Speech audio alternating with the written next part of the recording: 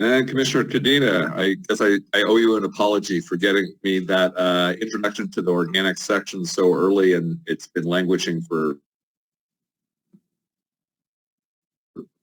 I will be picking it up. Whenever you have some time. Anyway, thank you for getting that to me early, and sorry for the long delay. I think we're good. Thank you. You're in? Okay. All right. You're welcome. Bye.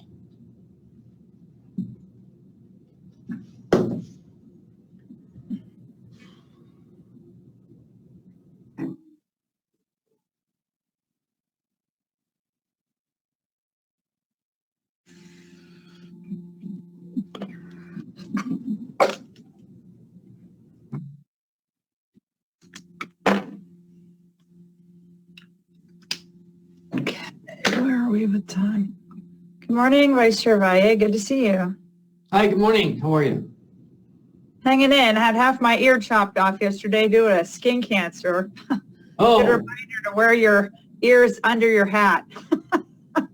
Oh, I had one of those on my forehead. That does happen. Yep. I'm trying to work with my computer here. We were hacked by Russians. Oh, you? no. Yeah, it happened on Sunday. And we And tracked you are it was definitely Russian based. wow. So you weren't kidding? No, I'm not kidding. Oh, Our IT guys tracked it down. wow. Thank goodness we have IT people. They're targeting small businesses because usually you don't have the infrastructure or IT people to help you. And so they hit us. I'm sorry. And they There's a wanted lot of problems. Bitcoin. But we didn't pay. Was it ransomware? Yeah, they wanted Bitcoin, Mm-hmm. but we did not pay. Wow. So my, The world we're living in. Good morning, everybody. If you're on, if you could turn your camera on, we'll go ahead and get started. I think we're right about at 9. Good morning. Okay, I know that we'll go ahead and get started. So good morning, commissioners, Cal Recycle and the public. Welcome to our 18th meeting of the Recycling Commission, or the Statewide Commission on Recycling Markets and Curbside Recycling. That's our official name. And again, we will have the video recordings of these meetings are posted on the National Stewardship Action Council YouTube page for everybody to see right after the meeting.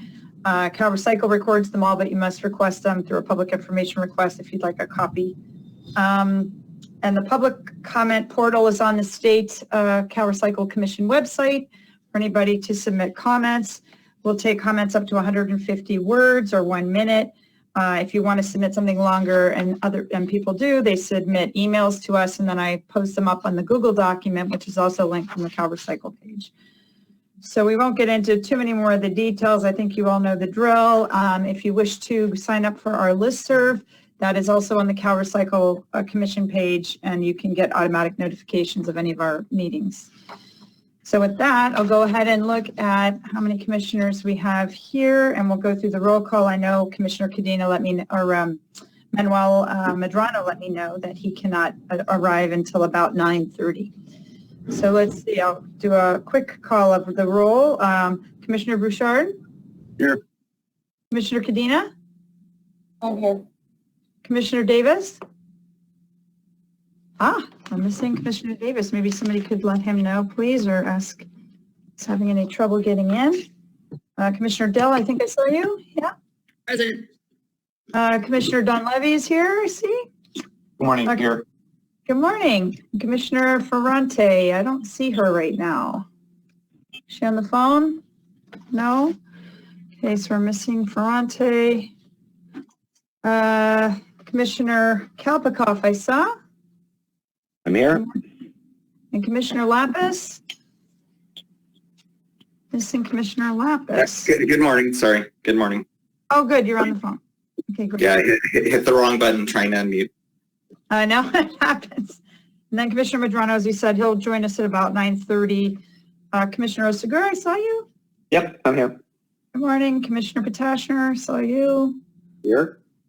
And Commissioner is myself, Heidi Sanborn. Commissioner Schneider, are you on? I am here. Great, welcome. Yeah, we can hear you just fine. Commissioner Sky? See you? Good morning. Good morning. Commissioner Toyota? Here, good morning.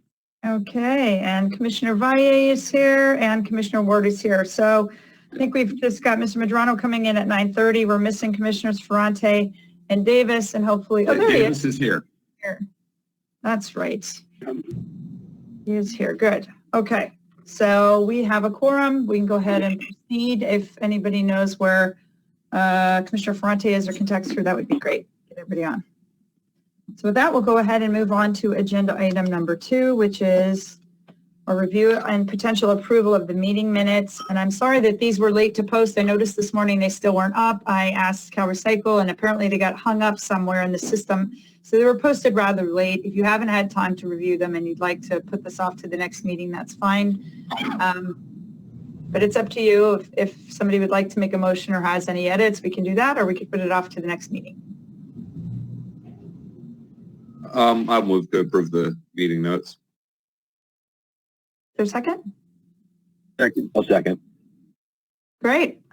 All commissioners, thumbs up if you're okay with the meeting minutes. Are great. I don't see anybody who is not okay with that. We'll go ahead and finalize these meeting minutes. In camera. Okay, and you might want to mute whenever you're not. Sorry about that. No worries. It's more for your protection so you don't say things you don't want broadcast.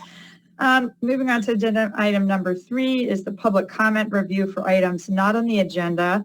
I would like to start with some communication I had with Mr. Bob Peoples, who is the executive director of the Carpet America recovery effort. He felt that we had had some snarky comments, I think was the exact quote, and I just want to say I'm sorry if it felt that way. We are not trying to be snarky in any way, and in fact, we're trying to do a really professional job here of reviewing these policies and coming up with good suggestions. So I encouraged him to, he had felt that we had only invited Aquafil to present, and he wanted to have other carpet manufacturers and recyclers present. And I encouraged them again. The reason that they were invited was because they asked to be on the agenda, and they had a PowerPoint that was clear, and that's why Commissioner Davis put it on the Market Development Committee agenda. And so I would just encourage anybody who wishes to present to send us a request, how much time you need and what you'd like to present, and then that gets either put on our calendar or not, or delegated to a committee, and if not, if the commission decides not to hear it, we'll explain why. So with that, I still believe Mr. Peoples has not reached out to you, Commissioner Davis, but you're open to receiving those kinds of requests of course. Of course, yeah. Okay, thank you. The other thought I have is we did get an email and an attachment from Chuck White yesterday. I did send you all the email before the meeting today. I was in out of commission yesterday with a little medical situation, so I did not get to it till this morning, so I apologize for that. But I did forward it to you directly to make sure you all received it, and I did upload it to the Google Documents for today and also for the public, under public comments on the folder. And I think we should probably read that into the record because this issue is we know on advanced recycling keeps coming up over and over again, and it hasn't really been resolved. So I want to at least get that comment read into the record. CalRecycle staff, do you have that comment available? If not, I can read it. I do not have it up. Okay, great. Oh, sorry, no, I do not have that up. Oh, you do not have it. Okay, I'm sorry. Then I'll go ahead and I'll just read this really quickly. And this was from yesterday, Tuesday, March 2nd. Heidi, as you know, there are a number of us that are hoping that the Recycling Commission will take an open and balanced view of the need for advanced recycling technology to help California meet its aggressive recycling goals. Advanced recycling can be used to recover usable materials from both organic or biogenic and non-biogenic organic materials in the waste stream by breaking these into molecular component parts for recycling and recovery. This includes both plastics and non-plastic biogenic organic materials that are frequently commingled in the waste stream and generally end up being disposed in landfills. In my own view, in the light of California's GHG goals and objectives, that plastic waste should be converted into new reusable materials, not fuels or energy. The biogenic portion of the organic stream can be recovered by advanced recycling to produce low carbon fuels and energy. We appreciate the role that you've played in allowing these matters to be discussed and evaluated by the Commission. Here's the request. The attached article by Rice University's Rachel Medel, I believe it's German, has recently come to my attention as making a credible argument to use advanced recycling technologies to recover the molecular value of the mounting volume of waste plastics to produce new useful products. I've been informed that Rachel would appreciate the opportunity to make a brief presentation to the Commission on this topic. Please let me know if the Commission can accommodate this request at an upcoming meeting. In any event, I request this note and the attached paper by Rachel be added to the record of the proceedings of the Commission. So that has been accomplished. The policy brief he's referring to looks like this. I did post it on the Google Doc this morning. I have not, unfortunately, because I was preparing for the meeting, have enough time to read this entire thing. But I guess I'd like to turn it over to Commissioner Sky. I put you on the spot, and I'm sorry to do that. I didn't get a chance to talk to you. Oh, I see. There's somebody else wanted to speak to this too. But I know that you had raised this issue several times, Commissioner Sky. So, and I know you were CC'd on this email. Did you want to say anything before you turn it over to the other commissioners? No, I appreciate you reading it into the record, and I would definitely like to hear from the other commissioners about whether they find this topic of interest. I think that as we address some of the higher priority issues we discussed last year, that this would be a topic we would delve into in a little bit more detail. I think the presentation from Julie Levin at our last meeting was really informative, and I'm looking forward to developing the renewable organic technologies policy. But it's definitely something worth discussing more, and I would be interested in hearing that presentation if other commissioners are as well. Thank you. And I see Commissioner Dunleavy, you've put in an asterisk, and then Commissioner Dell. Yes, thank you. I think with a volunteer commission of 17, to continually hear presentations from, I'll say, emerging technologies, I don't think it's the best use of our time at this point. I think if there's two commissioners that would like to hear about this with those groups that want to talk about their technology, and I would trust that the two commissioners could do the deep dive, the evaluation. If it's something that truly could happen in California in the next 5 to 10 years, if it's worth the time of 17 commissioners. But I just don't want to have a green light for every group that wants to do a presentation, take up 17 members plus staff time on something that might be 10 years or more down the line. So I just defer those requests to two commissioners that want to take the time to listen to them. Thank you. Commissioner Dell? Yes, I support Commissioner Dunleavy's statement. We just had several hours discussing chemical recycling and advanced recycling with pros and cons.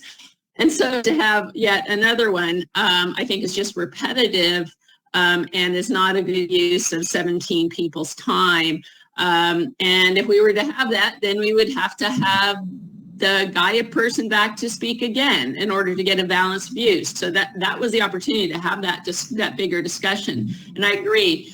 Maybe this should become, if there's special interest, it does seem, Commissioner Sanborn, that you have a special interest in this. If you want to take it off to a smaller commission and look at all the different technologies and come back and give an updated report, I think that would be a much more effective use, balanced view for everyone than just to continually have more groups with the latest paper and the latest study come in and talk about what they've researched. Well, I'm not sure why you think I have a special interest in this. This is a public comment. But anyway, I would urge us all to not put words in other people's mouths. Commissioner Potashner, or actually no, it looks like Commissioner Valle, you're next. Yeah, I want to chime in as well. I think that the reason we have subcommittees and chairs and vice chairs of subcommittees is it so that those people from the public or other people who have ideas about recycling and the different committees that we have, that structure works well. It's better sent, they should contact those subcommittees and see if the chair and vice chair merit putting those items on the agenda as opposed to putting it on the full agenda for us. Our time is very valuable, but I think those can be heard at the subcommittee level. And if they merit coming forward to the entire commission, that subcommittee can recommend it. That's kind of what I'm starting to hear, is that maybe this is a subgroup option and we're not ready to bring it to the full commission, as we've already heard several presentations. Commissioner Lapis? Yeah, I just want to join the chorus of folks basically with the same message. You know, I think we've spent more time on this issue than any other issue so far, even though it's not even within the scope of the commission. And with all due respect to my friend Chuck, I just feel like we can't keep having the same conversation over and over and over. You know, we had the long session last time. We've had CalRecycle explain how conversion technologies fit into their regulatory framework. It's come up at meeting after meeting. At this point, I'm not hearing anything new that should be agendized. Okay, thank you. And Commissioner Potashner and then Commissioner Sky. Yeah, I totally agree with the previous comments about moving this to a subcommittee. I would suggest, though, instead of looking at this technology versus that technology or how existing innovation is fitting within our framework, we are seeing a policy shift in some other states where the plastics industry, I would say, is trying to move that whole world out of the waste management recycling side of the ledger and move it toward the manufacturing side of the ledger so that they're out from under our regulatory frameworks. I don't want to comment on whether that's a good idea or a bad idea, but I think that issue should get some attention from a subcommittee. Instead of looking at this technology versus that technology, looking at what's going on as a trend in other parts of the country and what would happen if that happened here. Thank you. And Commissioner Sky? I definitely agree with the comments, and if Commissioner Asagura is interested in hearing from some of these additional companies that are reaching out, we can consider it as part of the policy that we're working on already. And the name of that policy is? Renewable technologies. Right. Okay, so it sounds like maybe we have a radical agreement that this not happen at the commission level, and that we have Commissioners Sky and Osagura, an existing two-person committee, work on this issue further and can take up any presentations and listen to what others would, you know, under their purview, and then bring back a policy to the commission, hopefully in the next few months, since we're already we're into March. Okay, so thumbs up. Is everybody okay with that option? Is there anybody who is not okay with that option? Excellent. Then we can go ahead and take public comment, please. That's how we'll run with it. We have one public comment. It is from, it's on shrink wrap on pallets from Shirley Frericks. The comment is, shrink wrap is a huge source of unrecycled plastic because almost every shipment is on a pallet wrapped in gobs of it. ACE would be a great one to get to speak at your meetings about how they can handle this. ACE and every market, hardware store, etc. should have a program where the store can return the material to a distribution center that then sends it to a processor. Safeway and Raleigh's do this, but not certain about the processors they are supposedly using, or if it is really happening. This is part of the Commission's pledge to let people know if it really does get recycled. The managers do not know. Okay, thank you very much. And were there any public comments that came in late, Ben, that we might not have seen? I do not believe so, no. Okay, very good. Thank you very much.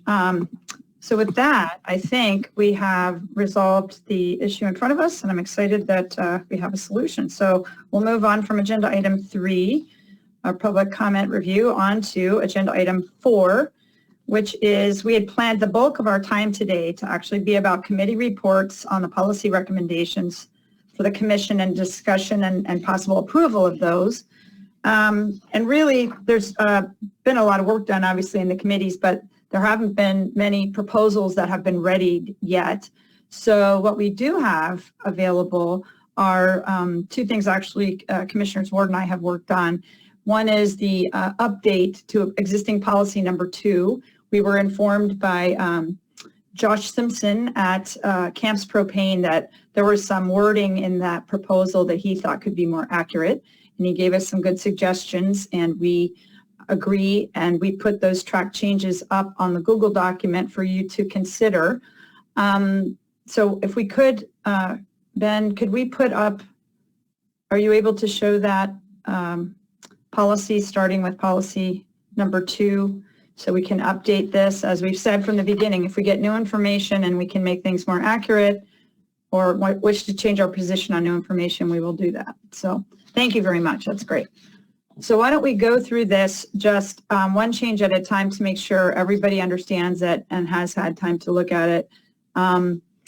So under the background, we added the language, ironically, packaging and freight accounts for more than 80% of the retail cost of a single-use propane tank or tank. And that was just a rewording of how we had said it, really. So we had no issue with that. Is everybody okay with that change? Yeah, okay. Great, so we'll move on to the next change under made of hot rolled steel. These cylinders have a very high GHG or have very high GHG impacts with an estimated 11 million pounds of GHG emissions avoided. California moved to refillables only. So here's the addition. All other sizes of propane cylinders have been made refillable for decades, including 5-gallon barbecue tanks and 7-gallon forklift fuel tanks. So again, it's basically a rewording of the sentence to make it more accurate to the propane industry. So I'll just keep moving unless somebody has a comment and wishes to, and I guess Commissioner Sky, are you done? Then we've already, yeah, that was from the old one. Okay, so the next one is the addition. The cylinder and freight account for 80% of the product cost. The fuel costs approximately 25 cents. The cost to dispose in California range from $2 to $40 each.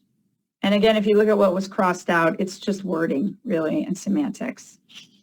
Very good. So we'll just keep moving unless someone says, no, I don't like that. Or was that it? I think that was it. So unless anybody has any concerns, we would upload this and update this as version 2, and it would be made public today as a corrected version. And I did not see any legislation introduced on this, so I don't think it's that urgent anyway, unless somebody does introduce legislation on this. Is everybody okay with that? Very good. That was simple. Nice. Thumbs up. Okay. Thank you very much. So we'll go ahead and move on to a new policy. And this is one that really Commissioner Ward and I were working on in the EPR/everything else 2-person working group. And one of the things we've discussed several times was the source of a lot of our problems in the recycling world have been the subsidies afforded to virgin material extraction, which makes it extremely difficult for us to compete at the back end with recycled materials. And what economic system created that? And what can we do to address it? And looking at the bigger picture. So this was something that Commissioner Ward spent a lot of time on. I've only done some minor input, but we wanted to run this by all of you to see if you think this is getting too far, too broad, or if you think this is going in the right direction and giving us some feedback. So Commissioner Ward, I'll turn it over to you. Excellent. And I have a PowerPoint, so I'd like to share my screen, if I might.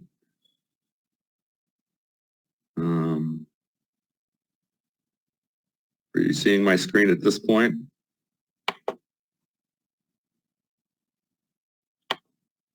You are? Yep. Okay, well, good. Okay, now we're there? It disappeared now. Yeah. It It was there and then it went. You got it? Are you there? No. No. Oh, sorry. Trying again. Sorry. There you It's go. back. There now. Okay. So That's it's a morning cool. meeting. Stuck on I us. brought donuts, right? So, donut economics. So, this is based on Karen Rayworth's Donut Economics book, which I recommend you all check out. And so, in the context for this is really some of the challenges that we're facing as commission. This is from the initial presentation that Jared Blumenfeld gave us.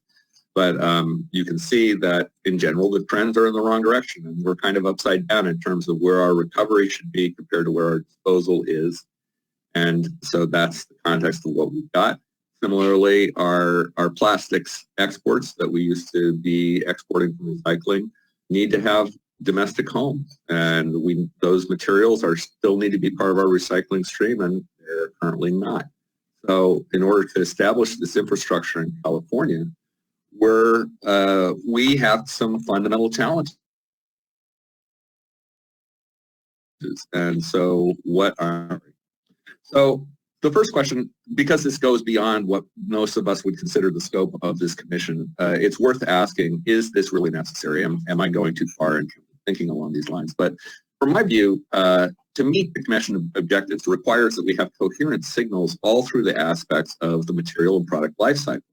And end-of-life policies are not fit to task in isolation. They really need to be part of a whole system. It can't just simply assert that materials at the end of the material life cycle are valuable when they are not treated as valuable when they're extracted, processed initially. So California has an ongoing and increasing need to clearly communicate regarding environmental and social impacts of policies. Oops, sorry. And I'm trying to get rid of this little chat box so I can see the screen. Sorry about that. Okay. So to address some of the environmental justice concerns, it's really necessary that we have a framework to do that. And we need a communication tool that simultaneously communicates those environmental overshoots and societal shortfalls. And so to be effective, such a tool would need to be both used at the highest levels of government, at the project level, or both. So to develop the needed facilities in California, California needs a framework for communicating environmental and social just impacts of policies. We need an overall framework that allows us to talk about and address these. We need that framework should enhance and simplify the communications. And it should develop a pictorial model that appropriately complements the California Environmental Quality Act and other existing laws, as CEQA does address additional issues like noise and traffic that are not addressed under the donut model. So I'm going to give you a quick introduction to the donut model. I did look at other potential overall environmental frameworks, such as what Oregon has adopted. And I am not committed that it absolutely has to be the donut model. I just feel like to start the discussion, we need to start somewhere. And I think the donut model meets a lot of these. And furthermore, it is starting to be applied in other cities. And so through the Thriving Cities initiative, this donut model is being applied to Portland, Amsterdam, and Philadelphia. So let's look at a little bit what the donut model does. First of all, it tries to identify overall environmental shortfalls, ways that we need to improve the way that we're treating our global environment. And these 9 planetary boundaries were proposed initially by Joseph Rookstrom and Will Steffen. They include climate change, ocean acidification, chemical pollution, nitrogen and phosphorus loading, freshwater withdrawals, land conversion from natural to human uses, biodiversity loss, air pollution, and ozone layer depletion. So we want to avoid those environmental shortfalls which we're currently experiencing. We also don't want to erode the social foundations. But having an environmentally sustainable society where no one lives a good life is not a good objective either. So here are 12 social dimensions derived from social priorities in the United Nations 2015 Sustainable Development Goals.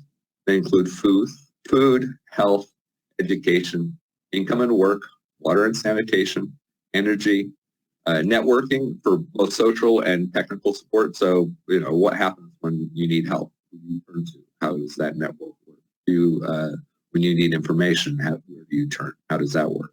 Housing, gender equality, social equity, voice, and peace and justice. So here's what this model looks like. And essentially what we're trying to vote for is the green space in the middle, which is the safe and just space for humanity. We need to live within our ecological ceiling and not erode our social foundation. So you have the overshoot areas in the outside and the social foundation issues on the inside. And by using this tool, you can communicate your perspective about how various projects and policies impact those parameters. So here is a general assessment about how we're currently doing globally. You can see that climate change is definitely, we are beyond the boundary. Land conversion, we are beyond our limits. And we certainly have absolute issues in terms of biodiversity loss and nitrogen and phosphorus loading. The boundary has not exactly been qualified regarding air pollution and chemical pollution. And it's uncertain exactly where we're at in terms of ocean acidification, freshwater withdrawals, and ozone layer depletion. And on the inside, you see the various shortfalls globally, and those are justified with the text, and those are global issues.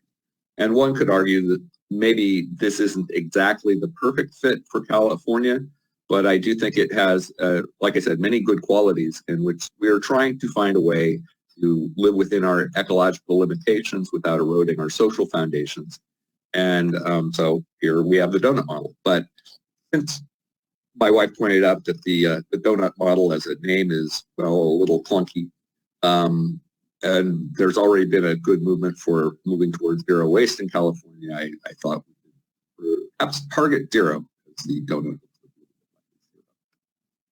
So, oops. And I think I'll stop there for the moment, and I'd be happy to answer any questions during my screen. There we go. So, shall I move through the text of the proposal, or shall we just start the discussion?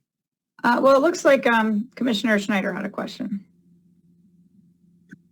This is really at the broad level. Commissioner Warden, I would have to read this and absorb it.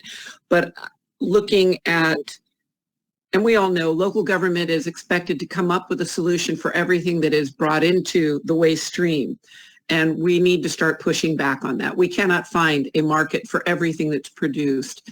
At the same time, I live right next to SFO, and as passengers have reduced their flying, the airlines have backfilled it with cargo.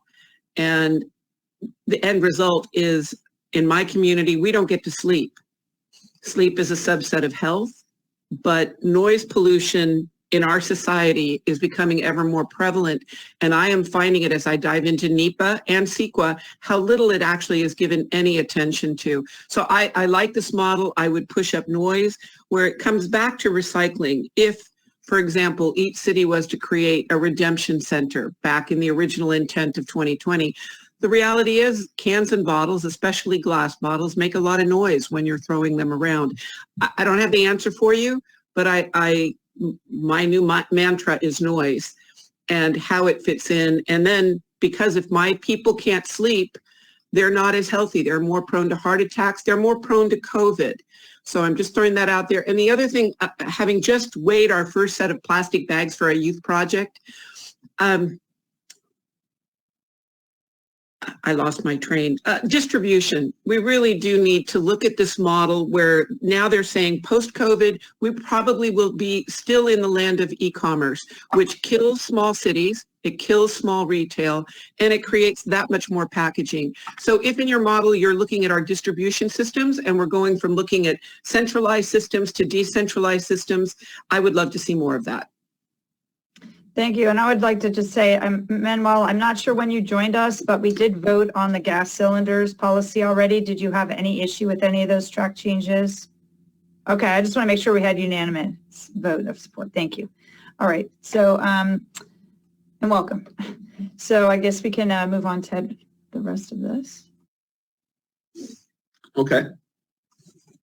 So the question is really to the commissioners, because I realize that I'm not exactly sure the right way to move forward. In all honesty, we have the California Environmental Quality Act, which I think is a great overall framework, and it addresses a variety of things that, like I said, are not fully addressed within the donut model. So it seems to me that some sort of hybrid would be a reasonable framework. Part of the challenge to me that I was trying to address is that legislators have really carved our goals out for us. And so one of our challenges as a commission is, how do we meet our 75% recycling goal? Well, part of that is a communication challenge, because we need to communicate all of the multifaceted issues, all of the permitting timing conflicts, all of the social issues associated with trying to site these facilities quickly. We need communication tools to do that. And unfortunately, legislators are not necessarily instantaneously aware of all of these multifaceted, complex issues just upon their election.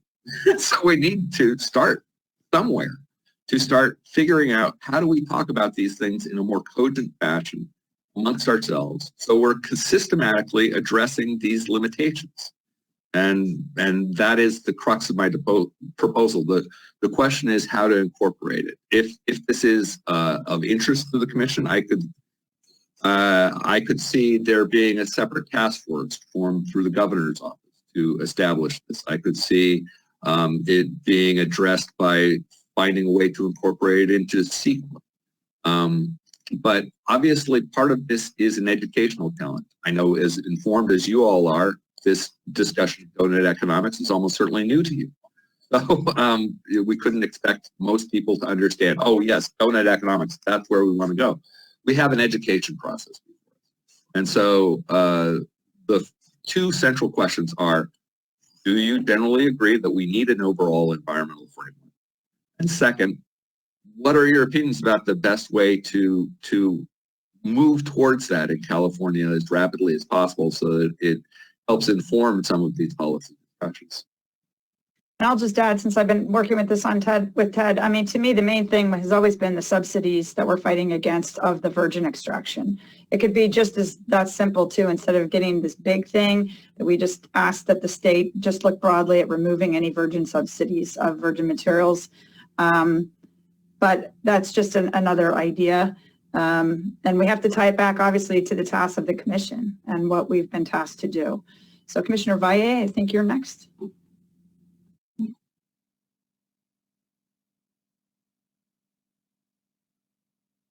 Commissioner Valle, did you have a comment? Yeah, forgive me. You'll have to agree with Commissioner Ward, but I'm sure that a lot of people would agree on different fronts for lots of other legislation. But in particular, his statement about there's a lag between, for example, the recommendations that we forwarded to the state legislature and the governor's office, there's a lag between action and receiving information. And inherently in our system, that's the breakdown in recycling in the state of California. Whether you're talking about green waste or waste energy, whatever it is, there is a lag. And the way we fill that lag is through lobbying. And I've done it many times. We walk the halls of the legislature. It makes no sense. It's a tremendous waste of time. Meantime, nothing gets done. We depend on other people who have more access to legislators than we do, who work in the industry, unless you have a lobbyist, to do all of that legwork. It makes absolutely no sense. It's a broken system from the beginning, and it's doomed for failure, especially as we enter climate change, the substantial changes that we need to make in our industry with regard to plastics, and all of the other things that we brought forward in earnest. There is a breakdown in the system. I can't tell you how many times I've been asked to sign letters of support, et cetera, et cetera, et cetera, and hope, and with a prayer, that somebody picks it up that's willing to carry legislation. That system is inherently broken. But you could probably say the same thing about the entire system of government. But in our industry, it affects us so dramatically. It's a continual setback. So I'd like the idea of having some funnel that we can all have access to, that takes direct action. Interesting. Is there anybody else that has any comments or thoughts about this whole discussion? Whether the commission weighs in, and if so, how? Okay, well, I'm not seeing any hands, so I think it seems to me this might be just such a big concept. Oh, Manuel, Commissioner Medrano, you had the thought. I would just wanted to ask Commissioner Ward and perhaps the rest of the commission if the concept of circular economy and donut economy are integrated in any way. I'm just afraid that bringing a new subject to forward might either confuse or overwhelm not only the public but also legislators. So if we already have a topic identified in circular economy, perhaps that's something that we could continue to bring forward and explore.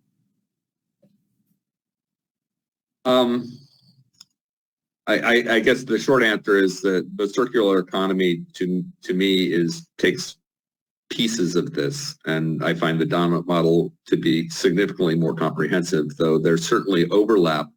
And the folks, for instance, who have been trying to apply this model in Portland and Philadelphia and Amsterdam have been working through the circular economy as well as the donut model, try to apply those lessons.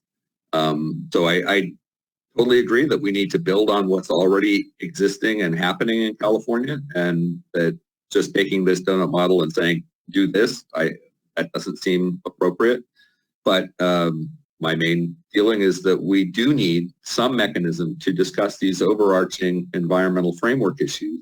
Otherwise, we inevitably overemphasize one aspect and underemphasize another. And there are industry folks who want us to do exactly that.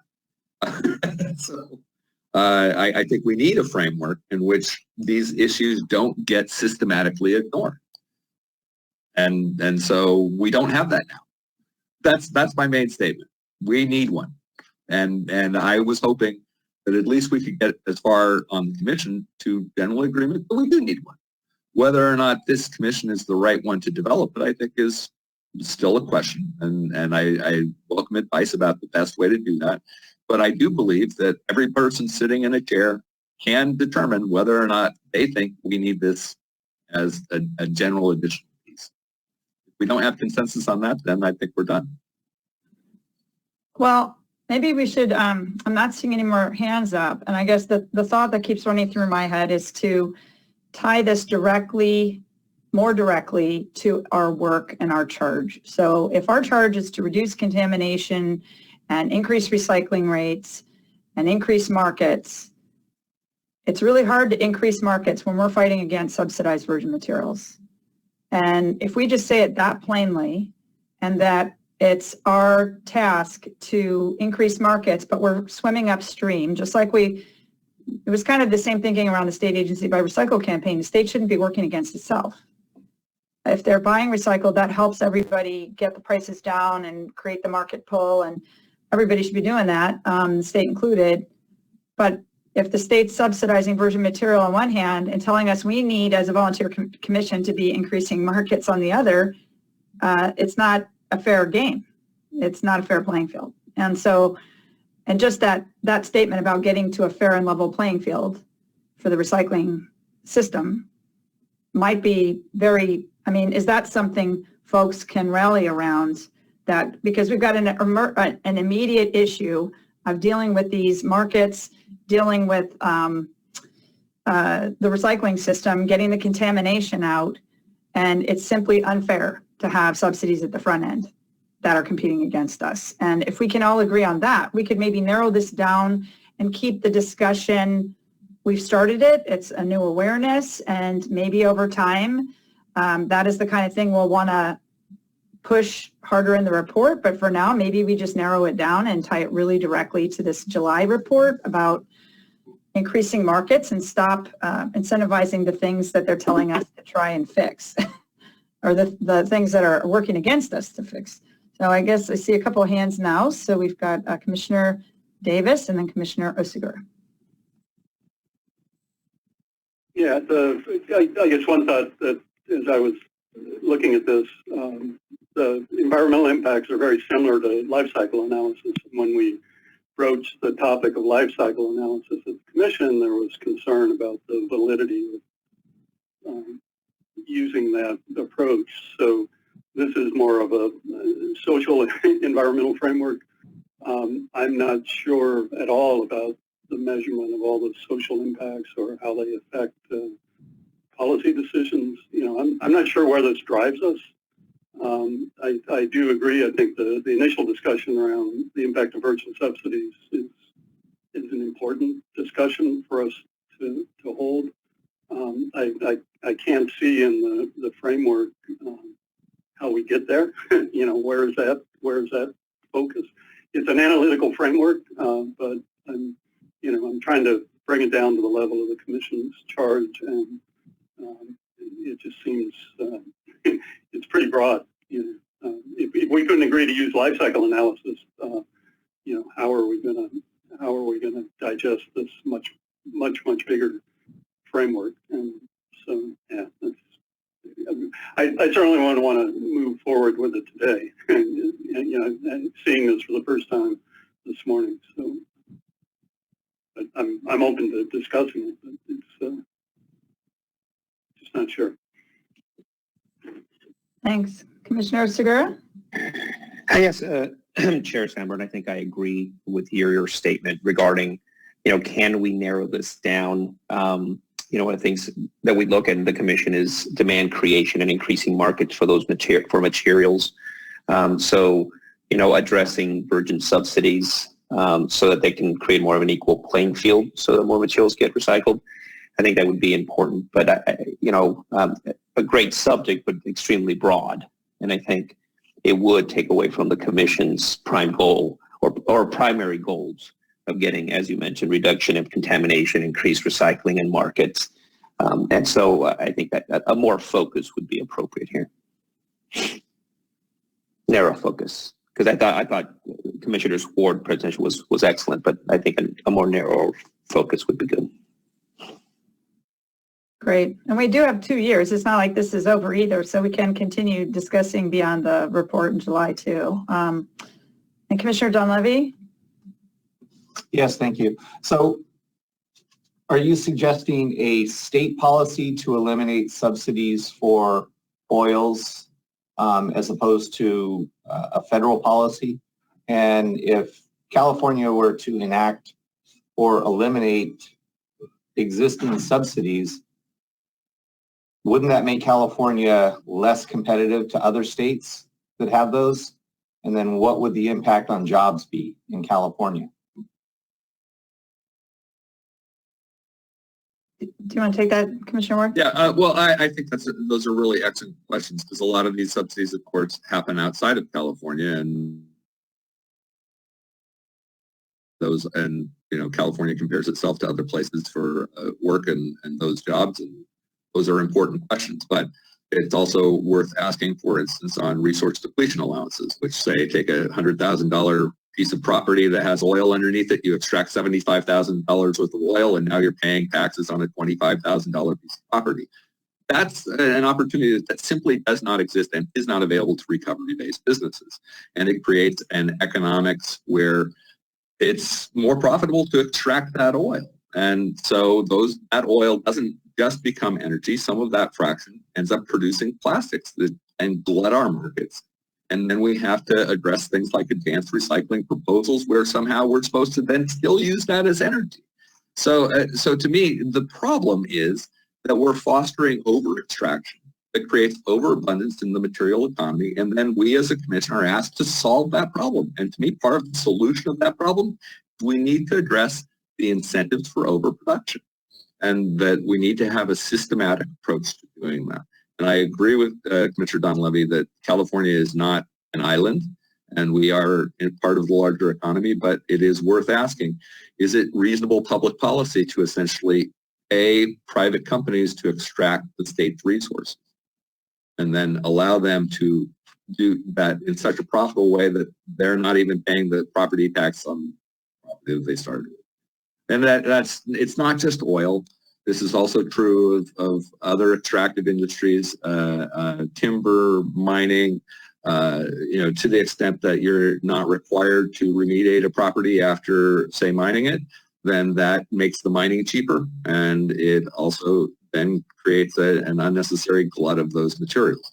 So all of these things are interrelated. It's not just oil, it's all of the extraction, but it's also not just the material extraction, it's also the energy extraction, because the energy then becomes materials. And as far as the energy equation goes, you all know that the plastics monomers are waste materials of the energy refining process. So they're pushed onto the market as products. So as a systematic issue, I agree with the burden extraction subsidies focus, and I still think we need an overall framework. Commissioner Schneider? Along the line, I'm trying to figure out how to say this. California is one of the few states that does not have an extraction fee on oil production. And it could drastically help the state budget if we did have it. And that is not exactly, it's not a subsidy to the oil industry, although it's acting as a subsidy. So even if our governor has said we're not going to do any more fracking by the year, whatever, he pushed it way out, even as he endorsed more permits, I would encourage us to look at that too. With my Sierra Club hat on, that's something that has always bothered us in this state, that the other states all make a little bit of money every time a raw material is extracted. And in California, we do not collect that. So not a subsidy, it's an added cost. I'm just not sure my economics terminology. But I support you, Ted. I think we need to look at it, and we need to get it down to the local government level so that we can learn how to put more pressure on our assembly and senators. And I will not say that that is something that happens all the time. In fact, it doesn't happen as often as it should. We little local guys telling our assembly and senators, this is what we need. It's actually really difficult to do.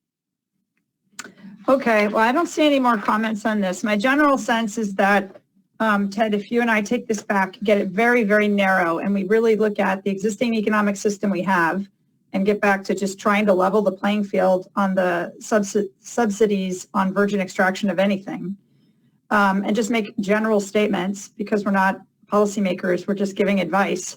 But if they've tasked us with increasing markets, solving contamination, increasing recycling rates, then clearly it's aligned if we're swimming upstream against the fight with the pricing when you've got subsidized virgin materials over here and we don't have subsidized recycled materials over here. It's really that simple. So why don't we go ahead and do that, and then we'll bring it back either to a market development committee maybe and kind of wiggle our way back up. But now I think we've got really good feedback from the commission that it was just too vague for now, and we'll just narrow it way down and then take it through a committee and see if we can get something done before the report's due in July. Good. Good. And then it's always like we're 2-year appointments, so we could still bring this up after July as well. And everybody's got new thinking on this in their head on the whole economy and how it's driving things. Okay, so we have now we've got reports from the committee's chairs, and we had sent around a format to post, and I think where I heard most of the committee chairs said they didn't have anything yet to report on or policies for us to consider. So I'll just go ahead real quick and let the committee chairs speak to what they're working on. Why don't we go ahead and start with Commissioner Potashner? I think you were for organics. Yeah, we have thank you. We have a commission meeting on March 9th next week.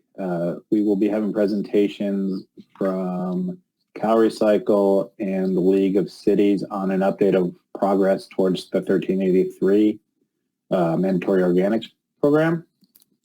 CalRecycle is providing data on planning data that they've gotten from the counties towards their organics programs. We're hoping to, although I haven't seen it yet, get data from CalRecycle if they're collecting it on what's in the pipeline in terms of new infrastructure. And then we're going to hear from the League of Cities on behalf of local government, sort of where they're seeing these programs getting implemented, where the points of friction, what the timelines are looking like. So that's the next meeting. The meeting after that, we're going to dig in on, which will be in April, will be on, it's more of an organics market issue around natural gas, dealing with how the industry right now is dealing with organics towards a renewable natural gas, and overlaying that with what the California Air Resources Board is going to be implementing when it comes to our fleets and the electrification of our fleets, and how those two policy drivers are going to meet in the middle. So that's a preview of what we're working on. That's a big issue right now for sure. Very good. So we can go ahead and move on, and maybe Commissioner Donlevy with the Recycling Committee. Quick update. Okay, I'm unmuted. Thank you. Yeah, we last met on January 22nd. Our next scheduled meeting is on March 12th. At the January 22nd meeting, no real policy discussions. Commissioner Valle did talk about some issues with curbside, and Commissioner Oseguera talked about infrastructure issues, but no real policy discussions coming out of that. The March 13th or March 12th meeting, excuse me, we're going to talk about finalizing the list of what is recyclable and kind of the pathway to get on that list. I've had a conversation with the CalRecycle staff that handles the recyclable disposal reporting system, the RDRS system. And I think that's going to be a tool that we would be able to use, or the state would be able to use, to truly identify what is being recycled in California. We've had several stakeholders from organizations promoting their item as being recyclable. And we'll do this on March 12th. But in talking to RDRS, they indicated that less than 10 facilities out of the 201 facilities that do the month or the quarterly reporting for the recycling reporting, what commodities that they're actually sorting and selling, less than 10 reported that they were recycling polypropylene number 5. So that kind of indicates that that is not really an item that is actively recycled. It's something that, you know, locally could be recycled, but I don't know that that is going to achieve the threshold to get on the list. It would be a local ad, but I think using the RDRS system is going to help validate the information that we have on the matrix to ensure that it's accurate information. So I think that'll be the core of the discussion on March 12th, to verify what is recyclable. And then create that pathway. Yeah, right. The pathway to getting onto the list, I think, is the big question for not only that material, but probably others that want to get on the list at some point. Yeah. Okay. And Commissioner Dell, do you want to say something to this? Yes, actually, I have a question for the group, just to test the waters and see if there's support for this, and then we'll take it back to the recycling committee. The RDRS system that came into effect because of AB 903, did I get that right? 903? 981. Okay, great.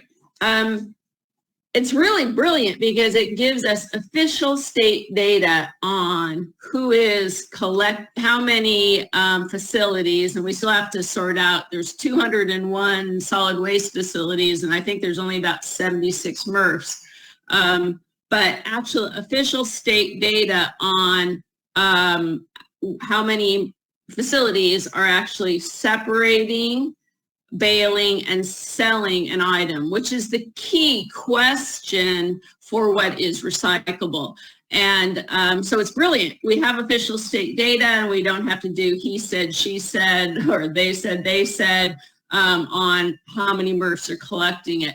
But as this information comes up, you know, I wasn't a part of when the law was passed, but I really think we need full transparency on this. I've heard that transparency was not fully implemented because there might be some trade secrets around who buys what material. But I think at this day and age in 2021, when we now have the Basel Plastic Waste Amendments, and there's real concern about what happens if we put something in a recycle bin, that the consumers in California have a right to know. I've tried to call my waste company and say, where does the plastic go? What happens to containers?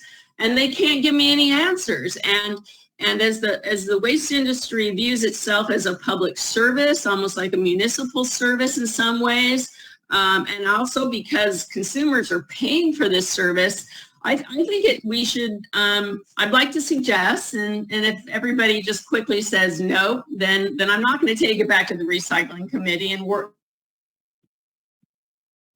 waste time working it back up. But is there any appetite for actually making that database open to the public so that the public can see things just like we do on water and energy and everything else? Why should there be non-transparency? Why should I have to make a public records request and not even know if I'll get it answered and then have it all, merged? I don't know if something's happening in San Francisco that's different from my house.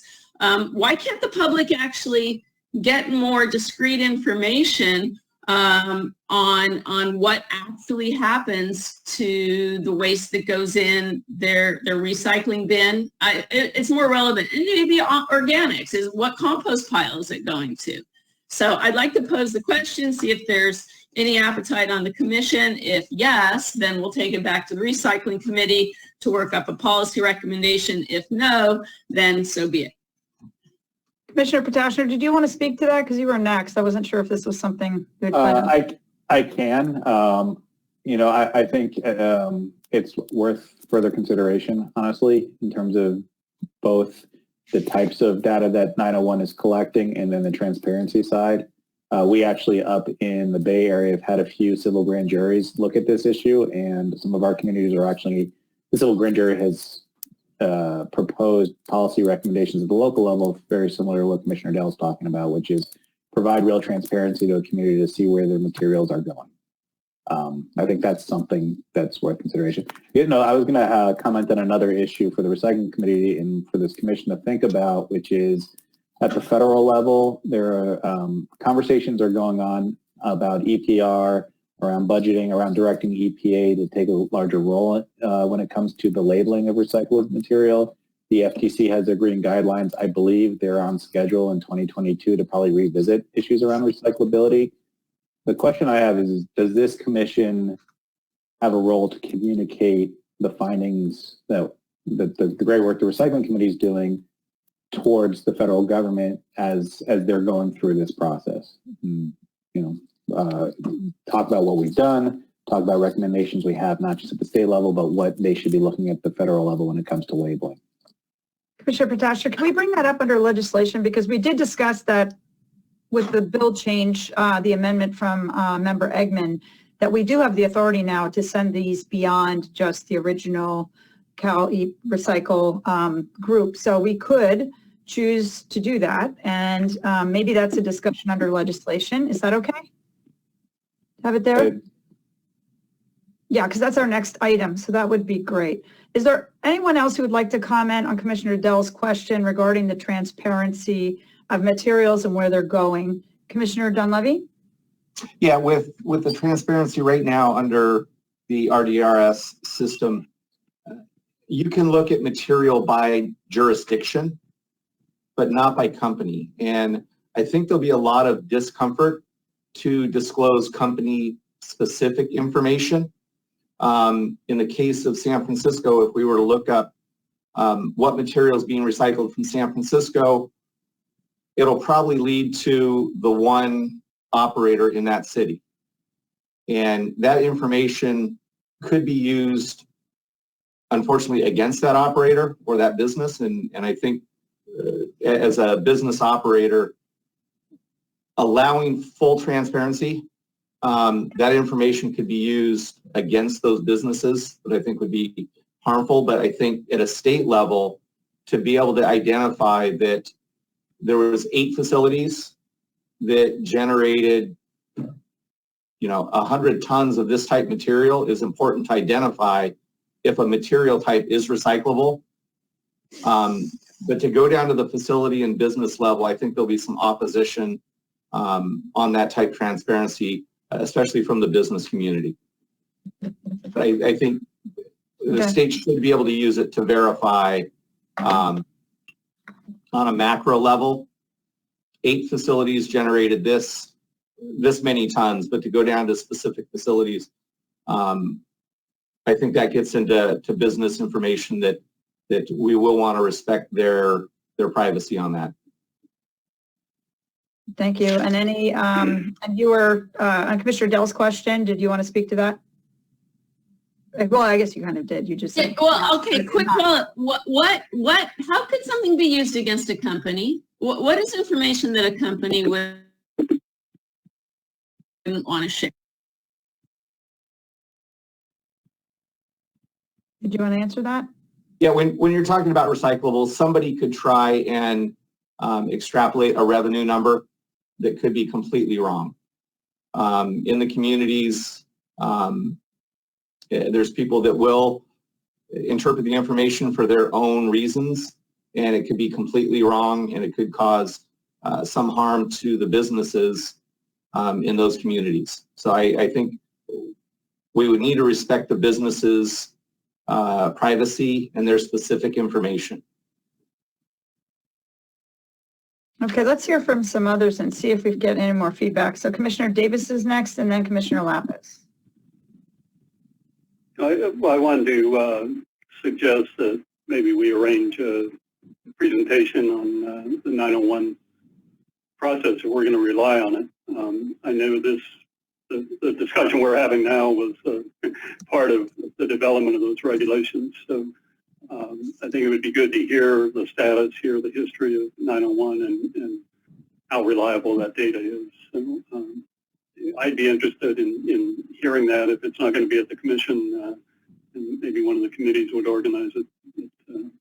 Yes, Kate Wilkins has already made the request of the RDRS system, and it's going through legal review on what information they can share. And again, I've asked to look at the macro level on commodities, but not get down to the facility level. So again, if they have 8 facilities that are claiming polypropylene and it's 300 tons, okay, I think that gives everybody an indication of what the recyclability is. But maybe it's 8 facilities that have 8,000 tons. Then the question is, why aren't other facilities doing it? So. Yeah, so I guess my suggestion would be more of an orientation to the 901 process. I didn't follow it that closely because I'm not directly affected, but I know it was a lengthy process, and now it's on the books and operating. But I'd appreciate an orientation to the 901 process. Is that something your committee's looking at, Commissioner Donlevy? Yes. Okay, so it's already scheduled. Basically, you guys are already looking at this anyway at the committee level.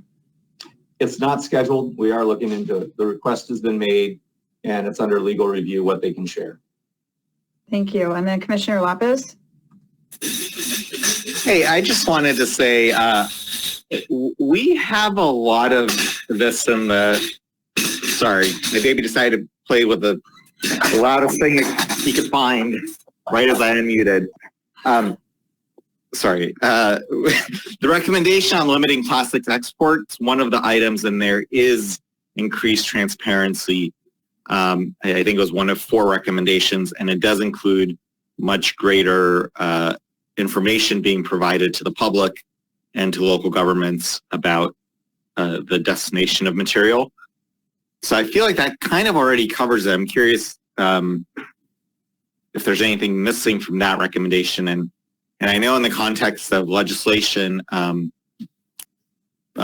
other part of that recommendation in terms of diversion credit was introduced as a bill, but the 901 issue and increased transparency and reporting has come up repeatedly in those conversations as well.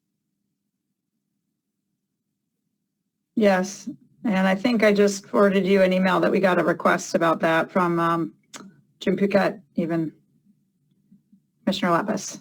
So So I guess to Commissioner Dell, is the policy that we already have addressing that, is that, so you want to go beyond that and recommend an update to that based on what Commissioner Lapis said?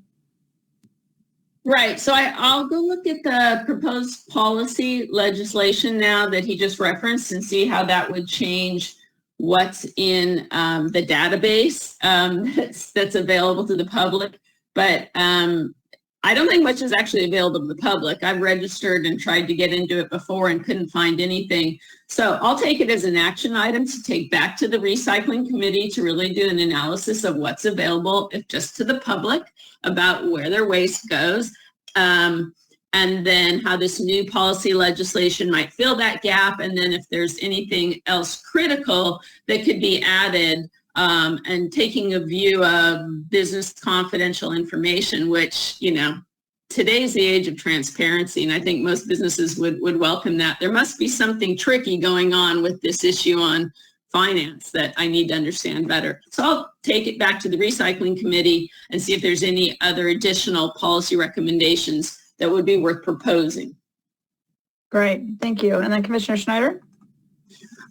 Commissioner Dell, when recycling committee has this, please make sure the full commission's notified so that I can listen in and update my skill set.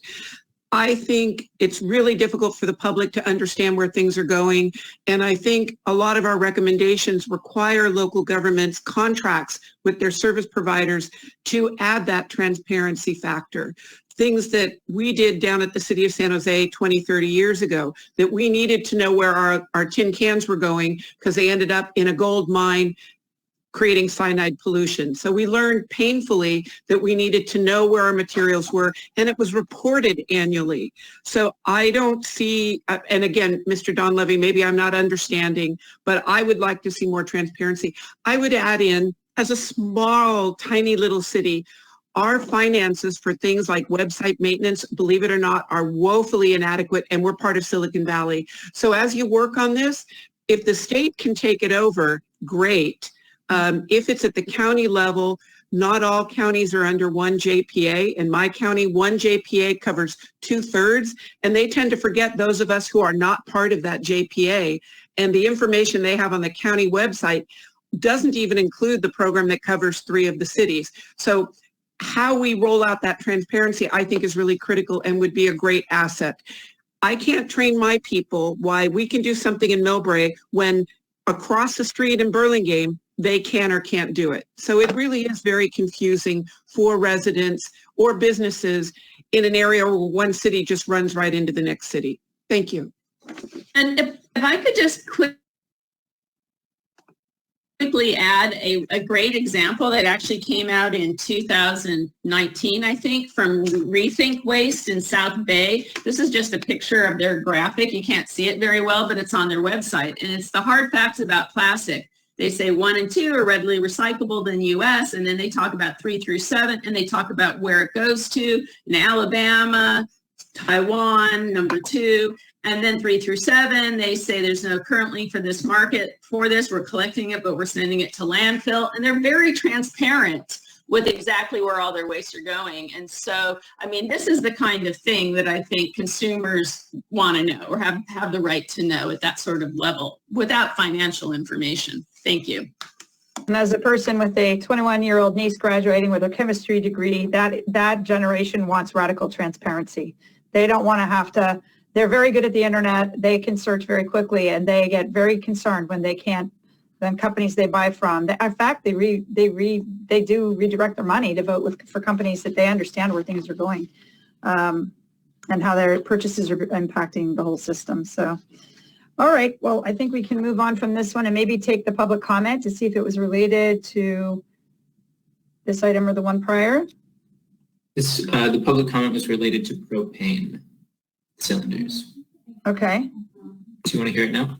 Yeah, please. It's from Josh Simpson. The comment is a question and 2 comments. The question, is there any regulatory or legislative body in the state of California that has the authority to request data from a manufacturer or retailer on the sales volume of a problem product, like a single-use 1-pound propane cylinder? The comments are single-use containers are unique in our waste stream because they are designed to be used and discarded. Reusable propane containers are designed for 12 years of reuse and should not be combined with single-use containers when recycling policies are crafted to address this problem. Recycling propane tanks involves options with different consequences. Single-use tanks are frequently discarded before they are emptied. In many cases, the unused gas is vented or flared. It would be ideal to specifically call for tanks to be evacuated before they are recycled. Yes, thank you, Mr. Simpson. I can tell you when I first showed up at Yellowstone, they actually were using volunteers to puncture cans with metal hammers and venting to the environment. They don't do that anymore, but that's the problem when we have no real policies and no clarity. And we were just terrified for the volunteers that somebody would get hurt. But anyway, thank you for those comments. And yeah, we'll just leave it at that for now. There is no bill that I've seen so far on this issue, but maybe something will get turned in and then we have more to talk about there. And we've got the legislative item up next. So with that, I think on the recycling committee, getting back to finishing up the report on that, one of the things that we did have on in the report that went to the legislature said that we would get back to was the refillables. And we haven't seen a policy on refillables. We did put up our draft policy format so anybody can fill them out. And I did receive a proposed refillables policy from that was filled out by Karen at Conscious Container. I had forwarded it to Commissioner Lapis, and I figured he and I can just work on it and bring it back to the recycling committee, or at least ask if you wanted to hear it. So because I know there is a bill in the legislature, but I think it would be good for this commission if we have, since we said it in the report, to say clearly what 17 of us can agree on while they're working on that bill. So just wanted to say, did you want to speak to that at all, Commissioner Dunleavy, or no? Quick point. Can you differentiate now there's refillables and then there's also reusable? Because Commissioners Ward and Schneider were doing reusable, so we're going to have refillables and reusables? Well, it's weird because apparently there's legal reasons why they can't use the word refillables. They're using reusables. And the bill, I don't know. I mean, it doesn't matter to me. I'm just saying somebody this morning sent us a policy on this. And knowing that Commissioner Lapis is actually working on the bill, I just forwarded it to him. If you all think it's better to just give it to Commissioners Ward and Schneider, that's fine with me. I don't care. I just want to make sure we decide what to do. I believe that Commissioner Schneider was working on refillables, and it seems that Schneider and Lapis would be actually the best team to do on that because Lapis understands AB 2020 so well. I have enough to do. That's just fine with me. So that's okay with Commissioner Schneider? Is that I don't hear a yes. Sure, that is okay. Great. Okay, so we'll go ahead, and Commissioner Lapis, I'll let you go ahead and work with her on that. Can I add a quick Lapis, comment? your baby can compete with my cats for crying the most. Can I say that when we originally, I think, formed the Ward Schneider subcommittee, I think we were hoping for more broader source reduction policies to be submitted. And so to the extent that folks are listening and still have other thoughts for source reduction and reuse policies, please send them over. I know that a couple of folks said they were going to submit something. So thanks for the reminder. Because the form is right there on the Google Drive. Anybody can download it and submit a proposal to any one of us. And we will bring it back for everybody to see and, decide what to do or if different commissioners working on it. Commissioner Kalpakoff, I think you've had your hand up. Thanks, Heidi. I think we moved on from 901. If it's going to go down to the recycling subcommittee, I can address the concerns with 901 there. Okay, very good. Thank you. And then Commissioner Ward? I did have a small thing on 901 because I'm not on the recycling subcommittee. Just in a rural area, for instance, the Humboldt facility serves 1 3/4 counties. And so if we were to say, well, you can't drill down to the facility level, then we would have no information publicly available regarding the activity of that facility serving 1 3/4 counties. So to me, for a rural area, that's a problem. If the goal is transparency, then and we can't report a facility that's serving multiple communities, then there isn't any transparency. Okay, and Commissioner Schneider, did you have anything else? I think we've already gone through Schneider and Dunleavy, so I think we're okay. Sorry, yes, I'm good. Okay, very good. Commissioner Sanborn, as far as conscious container, I talked to Karen, congratulated her. They do have a bill moving forward. I think everybody would universally support that. As far as bringing them back to the committee or the commission, I don't know that it would be time well served because they do have a bill that's moving forward. And I think all of us individually in our day jobs, if we wish to support that, we should or could. But as a group to start actively getting involved in bills that are out there,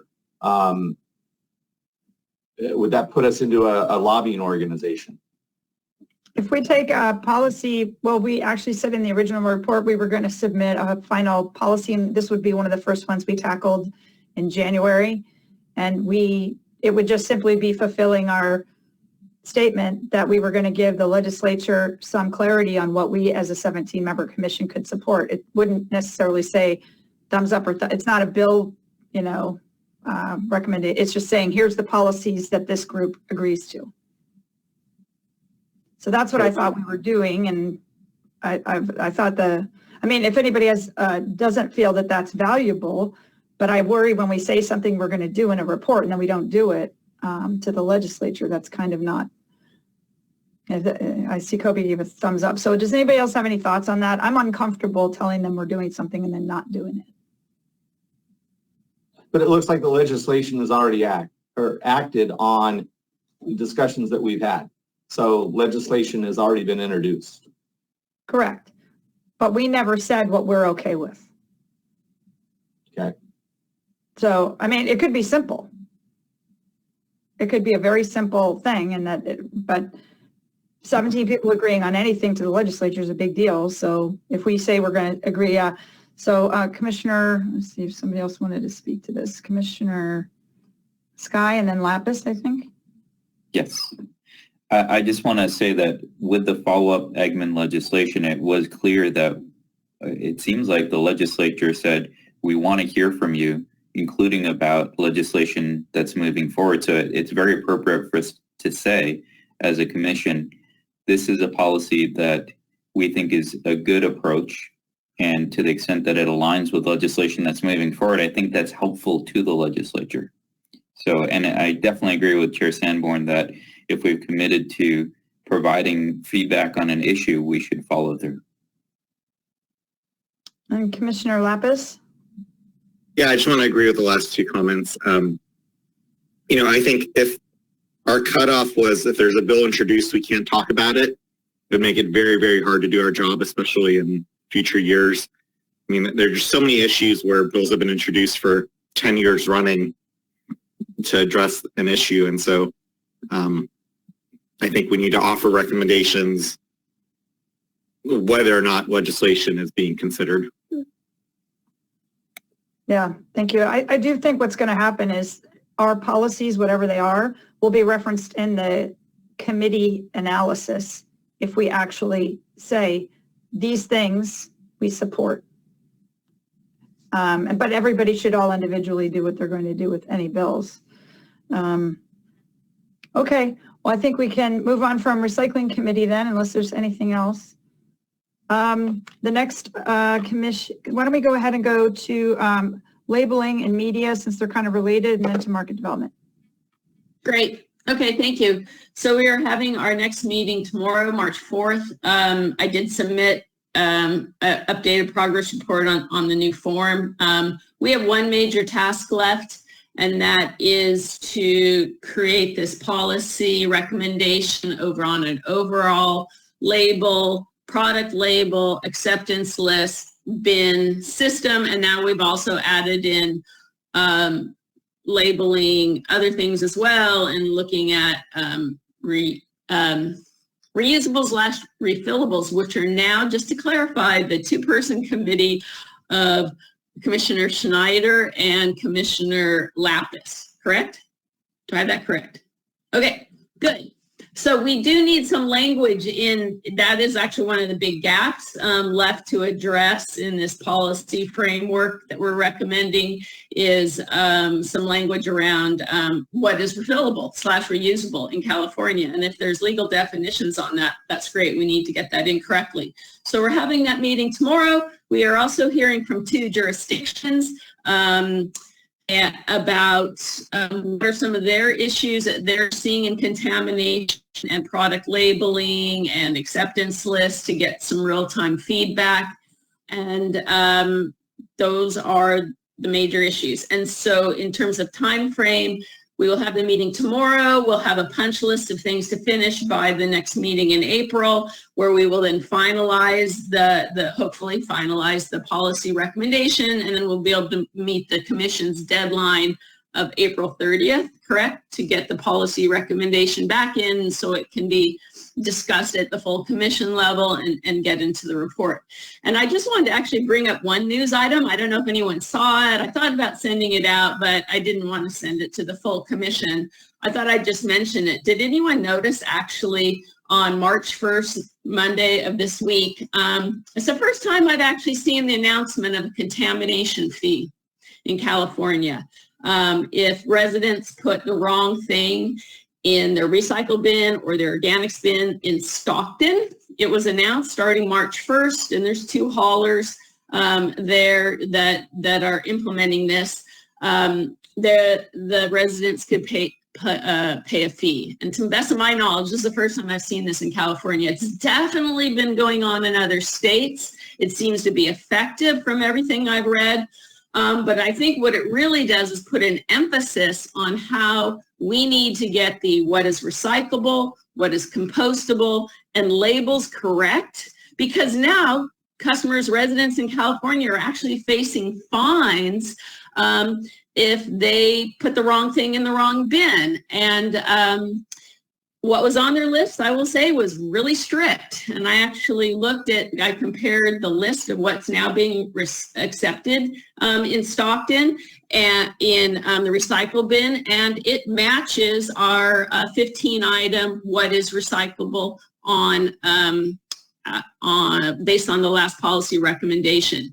It was plastic bottles were shown on the main graphic, and then rigid containers, big rigid containers with tops were shown on a backup. And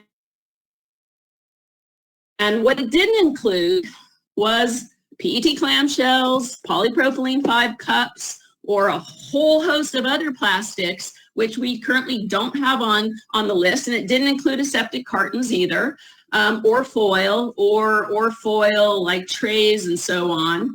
So based on looking at Stockton's strict list and our 15-item list, I'll say right now, our list would be giving the right guidance to Stockton. And I think this just really shows the stakes and the importance of getting it right, because people in California need good guidance, and they're actually now potentially facing fees if they put the wrong thing in the wrong bin. Excellent point. I did see that. I'm glad you brought that up. So we'll move it on to Commissioner Davis to give an update quickly on the Market Development Committee.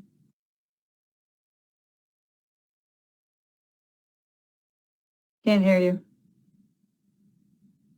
Darn mute button.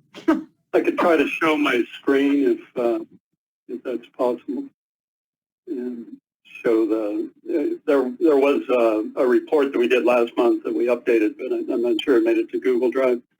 Yeah, I'm sorry, I might have forgotten to put it up. Yeah. Is my screen? Yep, we can see it. Visible? Okay. So there are 9 topics that we're working on. They've been kind of assigned to individuals or group of individuals to bring forward recommendations based on our discussion at our last meeting on February 22nd. I'm sorry, February 17th. We expect to have 3 policy drafts come forward at our meeting next Monday. And then we would discuss those. They may come to the Commission as soon as March 17th or hopefully by April 7th, and the others will be determined. So we're working on a schedule of presentations. We're going to hear about textiles at our next meeting on Monday, and then we develop language around the textiles following that presentation and discussion. We have a presentation scheduled for diapers and fiber-derived personal care products, and arranging a presentation hopefully on glass, focused on minimum content requirements for glass. The current minimum content requirement applies to glass bottles, beverage bottles manufactured in California, but not it doesn't apply to bottles sold in California that may be manufactured elsewhere. So it's different than the plastics minimum content language that we saw recently. So we hope to have a discussion about that. But so we'll start sending policies forward. We've had a lot of discussion on construction demolition materials. Expect to have that addressed soon to come forward, but there's no schedule yet. So, that's Great. the update. Great, lots, and I'm totally apologize. I think I did forget to upload your reports, and that's on me. I'm sorry. I had 2 things that happened the last 2 days that really dug into my work time. Okay, thank you so much for that, and then we can go. I wanted to say, you know, a lot of our work, we're trying to monitor all these different subcommittees that are established, and along with the work from the other committees. And I'm having I have a hard time tracking the subcommittees. I don't know if there's a way to list those, maybe create a document where we're going to hear from them right now. Drive that shows. Okay. Yeah, and I think we did. Yeah, and I think if we haven't already, I can go in and start folders for each of those subcommittees so they can be sharing. They should really be sharing, you know, if they have anything written that they're working on, that would be great. So everybody can keep up public and the commission. Yeah, thanks for bringing that up. Okay, so great. Thank you. Yeah, Right. and the 2-person committees we have to report out quickly, the Waste Prevention Committee first. I think that's Commissioners Ward and Schneider. Yes, mostly been working on establishing who's responsible for what, as we're recognizing the broad scope of waste prevention. So you've already heard us discuss that Commissioner Schneider is dealing with refillables. Essentially, we've delegated the topic areas so that we can focus a little bit more. And that's the status report currently. I am working on trying to develop a reusables textiles policy, and we're being cautious to make sure that there's minimal overlap with the textiles discussion that's happening through the recycling market development. Okay, and I would just say, I think we prioritize waste prevention in the report, so I look forward to a lot of really good ideas coming out of that. And if anybody has any good ideas they want to share with our 2 commissioners leading that charge, please do. Make it easier for them because there's a lot going on. Okay, so then we have a 2-person committee on the Oregon relationship. I believe that was Commissioners Lapis and Toyota. Any update on that? Yeah, I'd like to speak to that, first, if you don't mind, Nick. You know, the more I look at what's going on in Oregon and how that's moving along, I see a lot more differences, I guess, than with this commission. I mean, they were tasked with doing, basically modernizing an entire system, kind of in one sort of, I don't want to say policy, but from one kind of viewpoint, and tackle a lot of the same things that we're working. So those are all the same. They're truth and labeling laws, creating the plastic chasing arrows on things that really aren't recyclable. That's a requirement in Oregon as well. They're trying to remove that just like we are. They're concerned about responsible end market. But what they did, I think one of the main differences that that they looked at was that while we were putting out lots of policies, which is great, that's how we're working, that's how we're supposed to. They took all that their one that kind of overlapped with ours and created one policy. So they didn't make a labeling policy and a marketing policy, or actually marketing wasn't really on their table. They didn't take all of it like that. They took it from, here are all the things going on in the system. How do we make this one policy? And they started by creating a framework. And when Dave Alloway came and spoke to us and gave us that presentation, what he outlined was the framework. And they said, these are the things that are important. And then they turned that into a concept, and it was a draft concept. But, this is kind of what it would look like. And then they worked on that until they finally came up with a single legislation, which is fairly new. And what they came up with is, it's called, I think House Bill 2065, and it's about modernizing the recycling system, and it's their commission's one piece of legislation. And they don't call it extended producer responsibility because it's not classic EPR, but it is what they call a shared model. So when they look at doing all the things like we are, it has to be funded. If you're going to do all of these in one, we can look at each policy and say, this would it need funding, and that's fine. But if you look at it from a broad sense, there's no way to do all the things that we're trying to do without funding. And so they created a shared responsibility bill, which brings in producers. And another big difference that I found between, I think, what they're doing and some of the things that we deal with here is that I feel like the Department of Environmental Quality, which is basically CalRecycle in Oregon, this bill there, 2065, will create a commission, a separate commission, not the Recycling Steering Commission that made this bill, but a separate commission that would be created to help DEQ sort of work with all of this. And they hold a lot of influence and power under this bill. And I feel like a lot of times CalRecycle just gets locked up with the different legislations. So I have two questions for you at the end of the day. One, should we look at a policy just in general that says this is what CalRecycle needs to be able to do to kind of run this system as a whole? We did it sort of really short term, focused on the bottle bill, but is it something that we should look at broader? And then the other thing is, I don't think that, we've never really talked about EPR, but if we're going to kind of do something as far as pulling all of our different policies together into a single kind of broad policy the way Oregon did, then you're going to look, there's just no way to do it without funding. So there's going to be some EPR components to that. And I don't know if that's something that this commission as a whole is something that would like to do. But on the other hand, I also see that Commissioner Wards and Chair Sanborn are kind of working on or have EPR under their subcommittee. So I don't know how to move forward here. Is that something that we want to do? And is it already being done? Then that's fine as well. So those are the two kind of questions I have. I can speak to that briefly.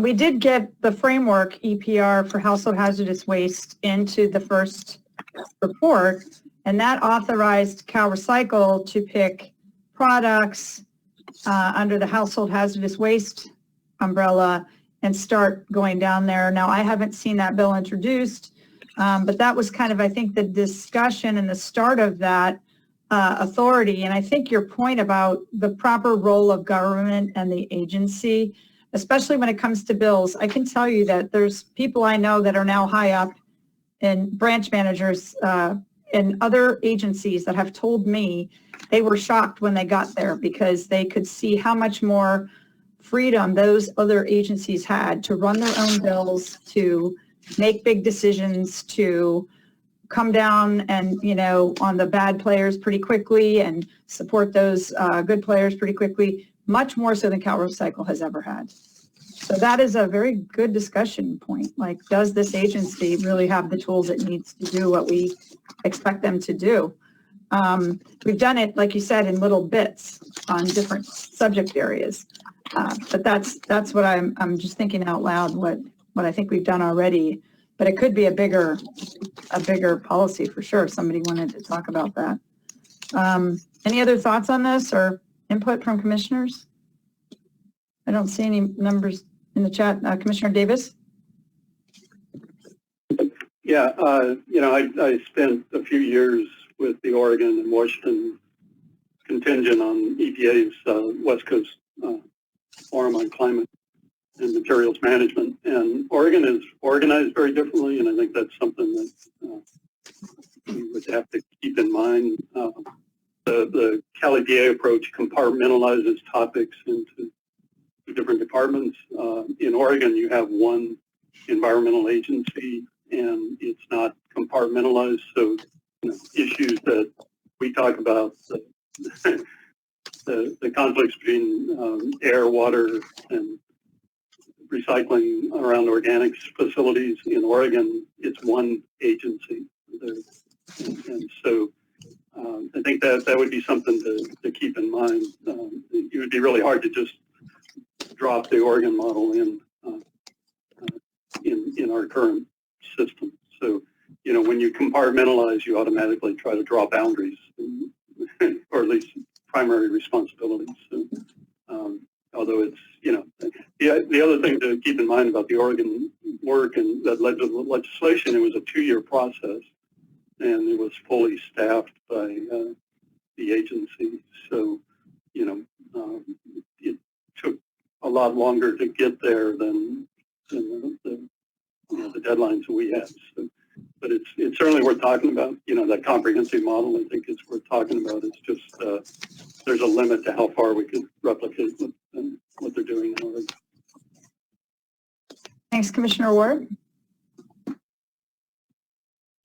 I agree that Oregon had a very different approach in how they developed the model, and they started with envisioning what they wanted to get to, and then backcasting what steps they would need to take to get there. I think that's generally a good process. I also think it's appropriate that you have some focused professionals working on this as opposed to a group of volunteers chipping in as they're able to find time. If you're going to have an overarching policy, to me, that's kind of true.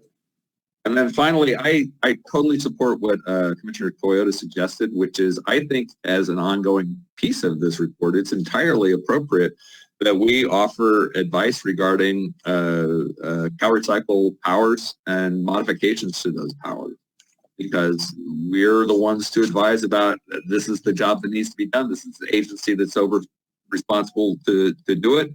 And in order to do it, they need to be able to do these things. I think that is entirely appropriate and a very reasonable.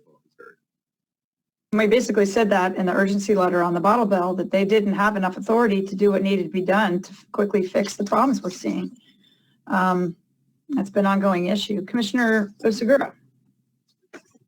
I just wanted to highlight also, that we have to be very careful and thoughtful about, comparison and copying and pasting. Some of the, I think reviews of culture and implementing programs of comparing different entities, whether they're states, businesses, copying and pasting necessarily work perfectly in that fashion, right? You have a state of 4 million people versus one of 40 million people, very different, structures and items. And so I just want to make sure that I caution that simple just looking at one system, copying and pasting does not work, right? Copying and pasting a German system to an American system doesn't work. There are aspects of it that we have to look at, but I caution with just, and I don't think we, as a commission, we would, but simply cutting and pasting and looking at one thing, I don't necessarily think that is appropriate policy, I guess. Okay, so we've got some feedback. I think Commissioner Toyota, Commissioner Ward and I can look at this since we're kind of already discussing EPR. I think what you're trying to get at is the funding mechanism and the authority of the agency, right, to do certain things. But even the two things that we've already asked where CalRecycle would have more authority, it doesn't seem that anybody's really picking those up right now. And so that, I'm not sure if that's a product of the fact that we're in a crisis and a pandemic and everybody's busy and there's limited bandwidth, or there's no interest, or little of both. So let's just we'll keep thinking about this and see if anything else comes up. Unless anybody else has a suggestion. It looks like, Commissioner Kalpakoff, you want to speak to this? Yeah, I would, I agree with Commissioner Toyota Ward and what Heidi was saying a little bit on CalRecycle. I think that policy where the bottle bill fix tried to give them some authority. Whether that is going to happen or not is another question. I like a lot of people on this commission, I've been around for 23 years with dealing with CalRecycle, and I think it's a great it's a great organization, a great state agency. I do, there are some frustrations, and maybe today rather than 20 years ago. And I will throw this out there that when there was a waste board, they were able to make decisions and get policies pushed through quicker. We had this discussion, I think, back in probably September on the recycling subcommittee about some sort of a board or how that looks. I don't know if we want to talk about that in the future or what that looks like or if there is a need for it. But, as complex as our recycling industry is and regulations, legislation, everything that's coming down, I don't know if there's a conversation to be had about a waste board and having CalRecycle be a little bit more nimble when it comes to our industry. So that's I'm going to throw that out there. Thank you. Commissioner Ward? Regarding the splitting of the producer responsibility policies and to be clear about where those lines are, I think it's clear enough that if Commissioners Lapis and Toyota focus on essentially EPR programs for non-hazardous materials, then I think that's a clear line, and then Sanborn and I can work on hazardous materials. That way we're not at cross purposes, and we try to work under a similar framework, but at least we each have our Kind of how it's already worked out. So we can just keep it that way and just say it out loud. And I would just add to what Commissioner Kalpakoff said, having been advisor to the chair back in 2000, 2002, it did seem like, with that kind of authority, the people that were getting appointed from the legislature, they could move. And that has been discussed with DTSC. If we wanted to, we could put into the report just a simple discussion and noticing that, this is a big industry that's gotten very complicated. And maybe that's something that could be looked at by the legislature if they really wanted to keep the model they have now, or for both DTSC and for CalRecycle, or if they wanted to go back. But I think I've heard from a lot of people that they actually enjoyed having the board, the different members having different expertise and having more public healthy debates on certain things. But that's just something we could mention in the report, even as a way to feel more comfortable getting more authority. I think part of the problem has been they're worried about giving authority to just one person, but maybe that's not right. I don't know. Commissioner Lapis, did you want to say anything to this? Yeah, I definitely see the pros and cons, and I don't think that there is an inherent one answer for every type of regulatory agency. I think in the context of DTSC, a board probably will be helpful. I don't think it makes sense for CalRecycle to go back to the waste board, because in my opinion, one of the major flaws of the waste board structure was that we had folks representing regulated entities writing regulations. Meaning we intentionally had, a waste management seat, a local government seat, et cetera. And those are entities that CalRecycle regulates. And, this came to the forefront of my mind with things like landfill financial assurance and other things that are I'm just not sure that's the appropriate role. So, if there were to be some kind of board, it would have to be a completely different structure without folks coming from the industry at all. So it's complicated. I'd love to have that conversation, but I would personally not support going back to a waste board type model. Well, I would just say this to wrap this up. I think Commissioner Ward and I, as we update the report, one of the things we could do is just a very simple, couple of sentences that says, the commission has discussed multiple times over multiple policies giving more authority to CalRecycle because they just haven't had the authority to move fast enough to address some of the problems that come up when markets shift quickly, economics shift quickly, COVID came in so quickly, and that we just think that they need to be given the ability to move when the situation warrants it. That's what experts do in state agencies. I'm a public policy major, and one of the things we were taught was the proper role of the legislature versus the role of the agencies. The agencies have the expertise, and the legislature sets the policy. But basically what's happening now is often we're expecting our poor legislators to understand our entire industry, every material in it, all the way down to how it's exactly recycled. That is what slows things down a lot. So we can just have that very basic, Commissioner Ward and I can just try to get those sentences in there, maybe for even the next meeting, because we're starting to get closer and closer to the time clock. I'm looking at Commissioner Ward to make sure we make notes of this, and then he and I can just work on a couple of things and bring it back to you to see if you like that language as an update to the report without getting into any specific recommendations. Okay, so we're going to have to keep moving. I think the next committee that was going to give a quick update was, I think we had enforcement and then renewable technology. Who was on enforcement? I'm not remembering who was on the enforcement two-person committee. I was part of that committee and we have not done anything. Okay, well that makes it simple. Me too. We haven't done anything.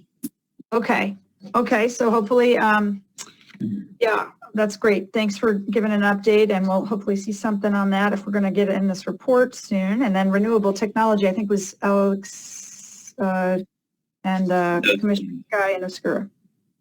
And I'll just say I have a rough draft. I want to polish it a little bit more than share it with Commissioner Asegura. Our goal is to have it back at the next meeting. Great. So I just remember. Quick comment on enforcement. I'd just like to iterate what I think everybody experiences, which is in the last 10 years, without a doubt, there has been an increase in roadside detritus. Most of it is plastic. Most of it is packaging. Most of it is to-go food packaging or pallet wrap. It's shrink wrap. It's film plastic. I believe the Enforcement Committee absolutely needs to address that as an ongoing concern. Very much requested. Okay. Comment noted. So with that, I think we've gotten through all of the committees. I will commit to, I apologize, but do not update and upload the report outs. Like I said, a few things happened the last couple of days, kind of messed me up. So I'll commit to getting that done for the next meeting. The committee chairs, again, if we can get all your policies no later than the first meeting in April on the 7th, to start going through these policies, because we're going to get log jammed again on all the policies at the very last minute. So, and then Commissioner Ward and I are really focused on that report, getting that updated. We'll include that new update on the policy we just approved, and we will want to pace this so we don't end up with the log jam right at the end of this June when things are getting really busy in the legislature too. Okay, so with that, thank you all very much. I think we can get through this before the break time. So why don't we just go ahead and quickly go, if we can, if Mindy is available, we can go on to agenda item number 5, the update on legislation. And she had a PowerPoint, which I uploaded to the Google Doc, and I believe they posted on the website. There she is, Zoe Heller, Mindy's imposter. I don't know what the problem is, and apparently it can't be fixed, but that's fine. No worries. That's okay. You know what? We sent a version of the PowerPoint that was not updated. So I know that Ben has an updated version now. So the Google Doc one won't be the right one, but we will get that straight next time. So Okay, no worries. apologies. But if we could get that up, that would be helpful. Give me just a moment, sorry. What's that? Just a moment, sorry. Apologies. Just while we're waiting for that, bill introduction deadline obviously passed since last time, and we have a huge number of bills.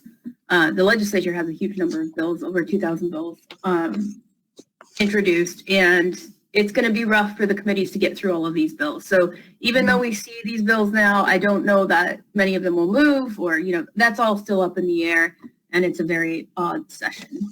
But we'll try to keep track of what's going on here. Most of the bills that we see right now are still in the spot bill form, so really there's still no real indication on where they're going to go, except in the general area, like bottle bill, but it's just changing, you know, removing an S from beverage containers.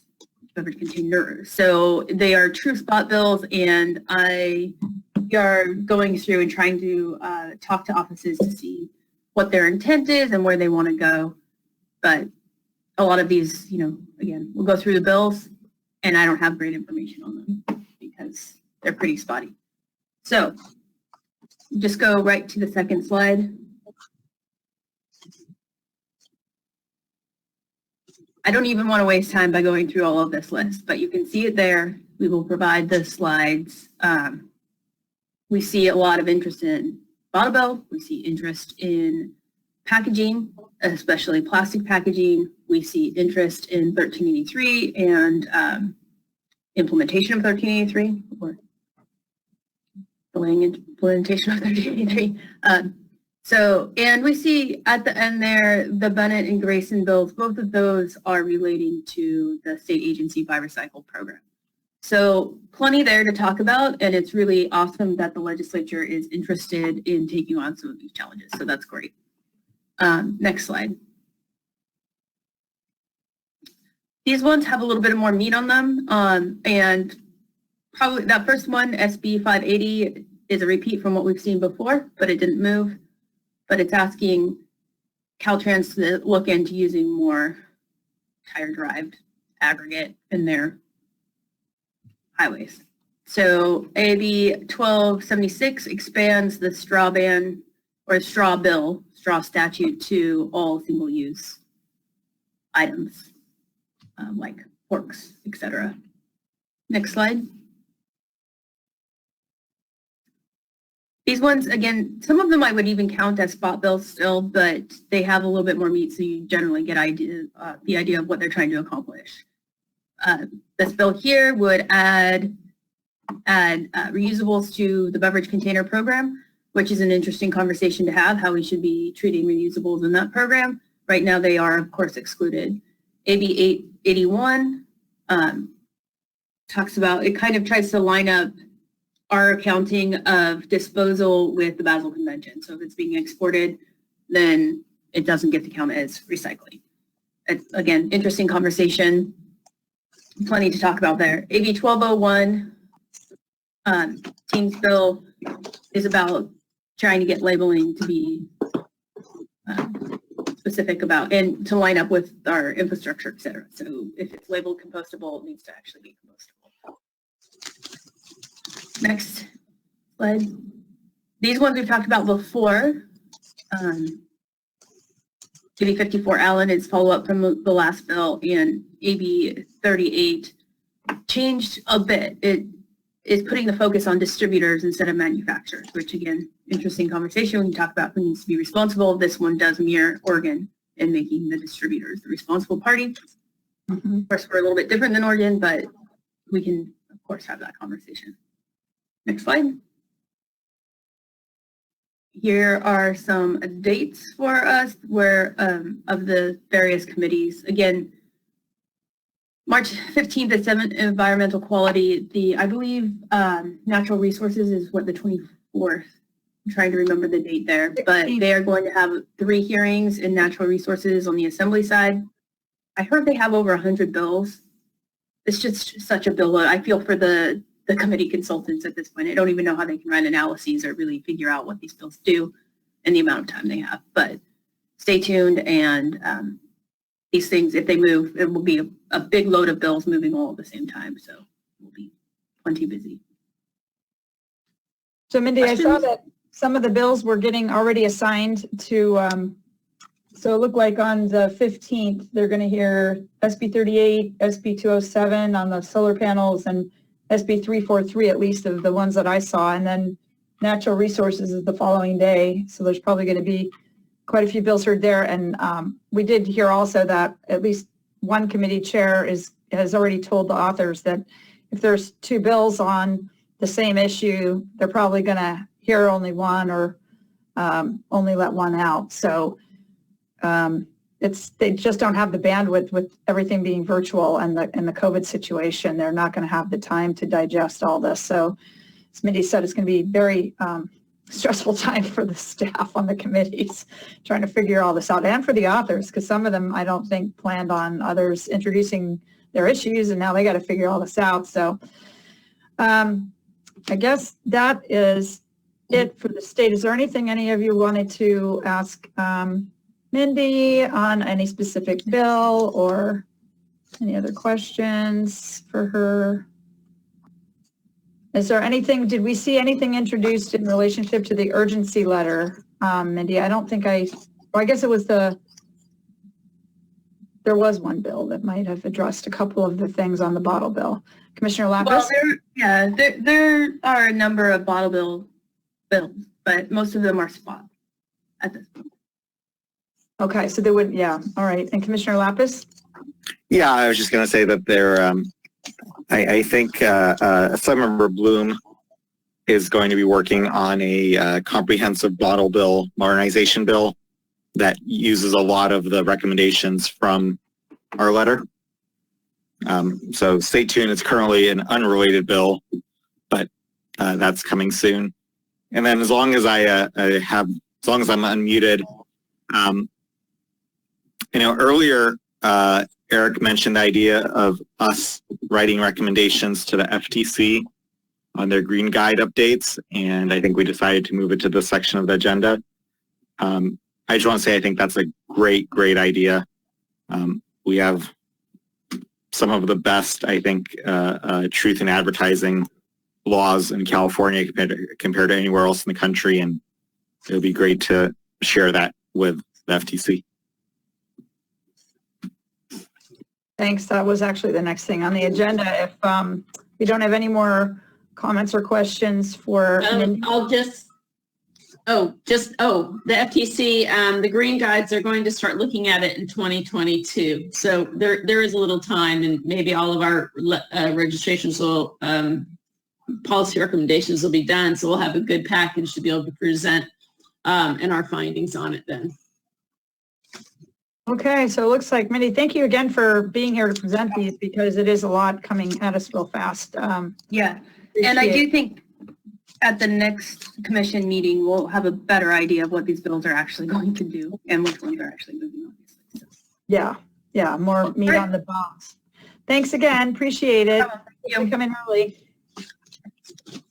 Okay, so I think that leaves us to finish that discussion on federal bills and what we want to do there. I did just get wind yesterday from our SWANA contacts that there is a big federal bill that has come in that's got a lot of stuff in it, saying they're not going to allow, for example, new, I think it's plastics manufacturing facilities in locations where there's environmental and justice issues already.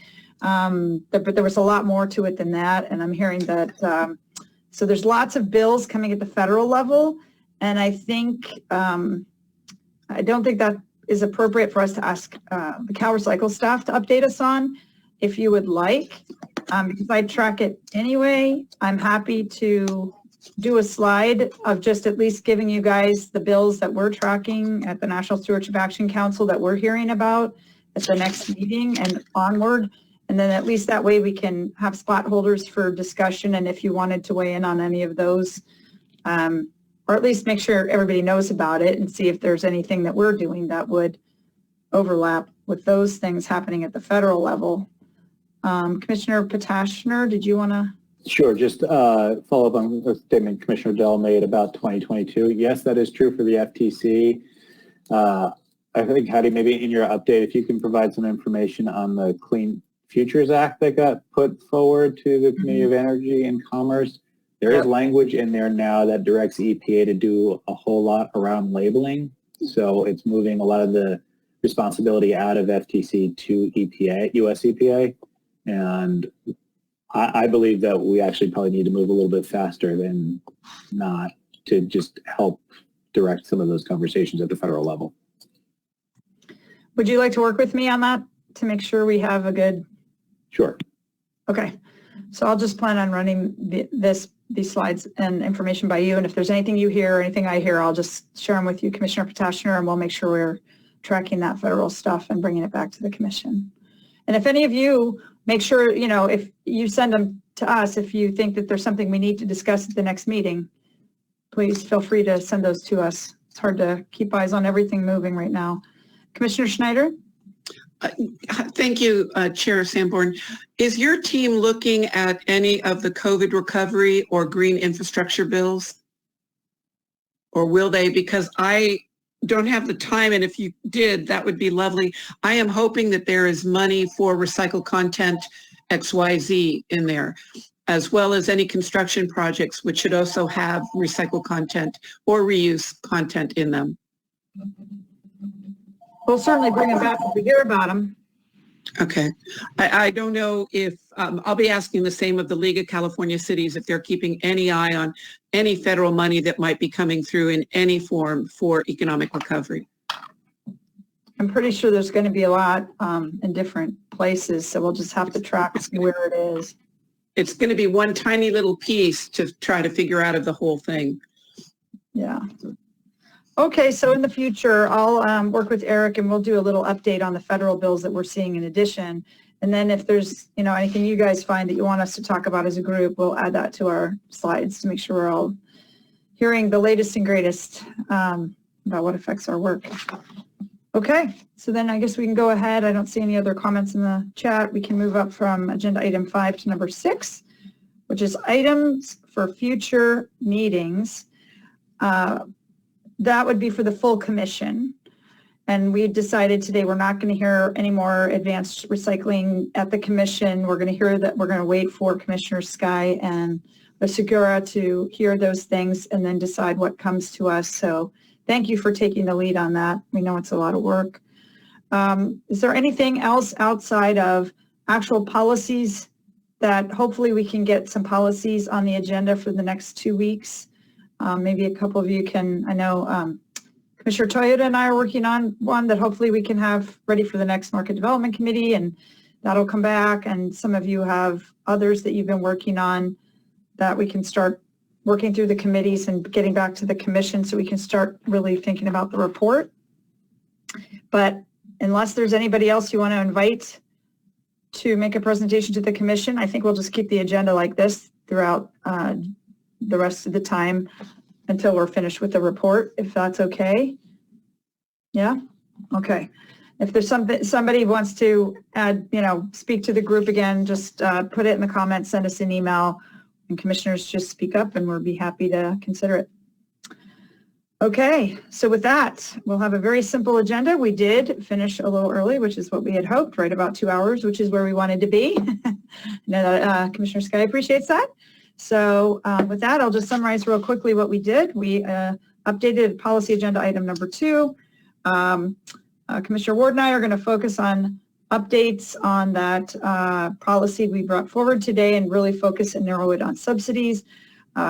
Commissioners Sky and Osagura are going to work on their policies and hearing advanced recycling issues. We've got, we're going to have the recycling committee hearing AB 901 information. And Eric, Commissioner Potashner and I are going to work on the federal legislative updates for the next meeting. So if there's anything else, otherwise we can close out, get to work, and have a great rest of your day. Oh, sorry, go ahead. Is there somebody in the chat? I just think that at the next meeting we can bring forward a proposal on carbon farming, which didn't make it into the first 15, but it's the proposal that's raised for discussion. Yes, and I was telling Commissioner Ward that I actually watched the movie Kiss the Ground, and it taught us, I really understood it a lot better about carbon farming and how important it is. So if you're interested, it was a very I thought it was a very helpful movie to understanding it. Kiss the Ground. All right, very good. Well, with that, thank you so much, Commissioner. Hey, I'm sorry. I was in the chat. Gotcha. Go ahead. Sorry. The one thing that I want to make sure we still have on our agenda is finalizing our list of acceptable items and the pathway for adding or removing things. We have our first draft of the list, but in the past week we got some really interesting information from the polypropylene recyclers, for example. And I'd like to have some kind of process for us as a group to discuss how we're going to finalize that list, how we're going to treat or handle information that comes in, like the information we received from the polypropylene recyclers. They pretty much responded exactly to what we had asked for in terms of information. Well, I think Commissioner Donlevy, when he was giving an update on the recycling committee, he said that only 10 of 200 facilities in the state, if I heard it correctly, are actually recycling that material right now, and that there's currently in the policy a process to get from you're not recyclable to recyclable. Am I right in interpreting that, Commissioner Donlevy? Did I hear that correctly? Close. Yeah, in talking to the RDRS staff, and they're going to verify this, they indicated less than 10 of the 201 facilities that are reporting under the RDRS system reported actually recycling PP number 5. And that's going to be a part of the discussion on the March 12th meeting, being able to use that as a way to verify what's actually getting recycled in California. And then we've already posted the agenda, but we did receive a very long response from the people to the list of questions that we did provide. However, my reading of the information is it lacks specifics on any actual recycling taking place in California. A lot of the answers were that's beyond their scope of understanding, or they didn't have that information. So yes, they did respond to what we asked, but they didn't respond with facts or data specifically to California. Okay, so I'd like to ask that this because we're already on agenda item 7 and we kind of passed this up a bit, but this is probably one of the most important things we're going to do is define what's compostable and recyclable. We need to have those policies buttoned up very soon for final discussion, because this is really the meat of what's going to be in the July report. And we need to make sure we're all really comfortable with it and it's right. And so I would just suggest, as I know Commissioner Lapis is on the recycling committee, that if the recycling committee cannot agree on the process, that it could be brought back up to the full commission, but we cannot not get this done correctly because it's one of the most important things we've been tasked to do.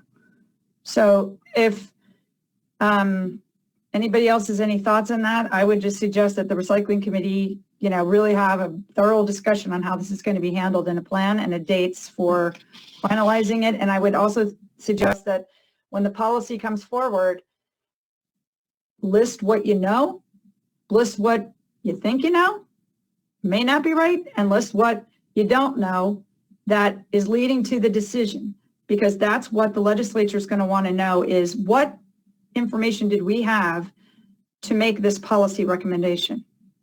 And we are not researchers. We are not paid to be on this commission. So we don't have unlimited time to do all this. And CalRecycle doesn't do the research for us.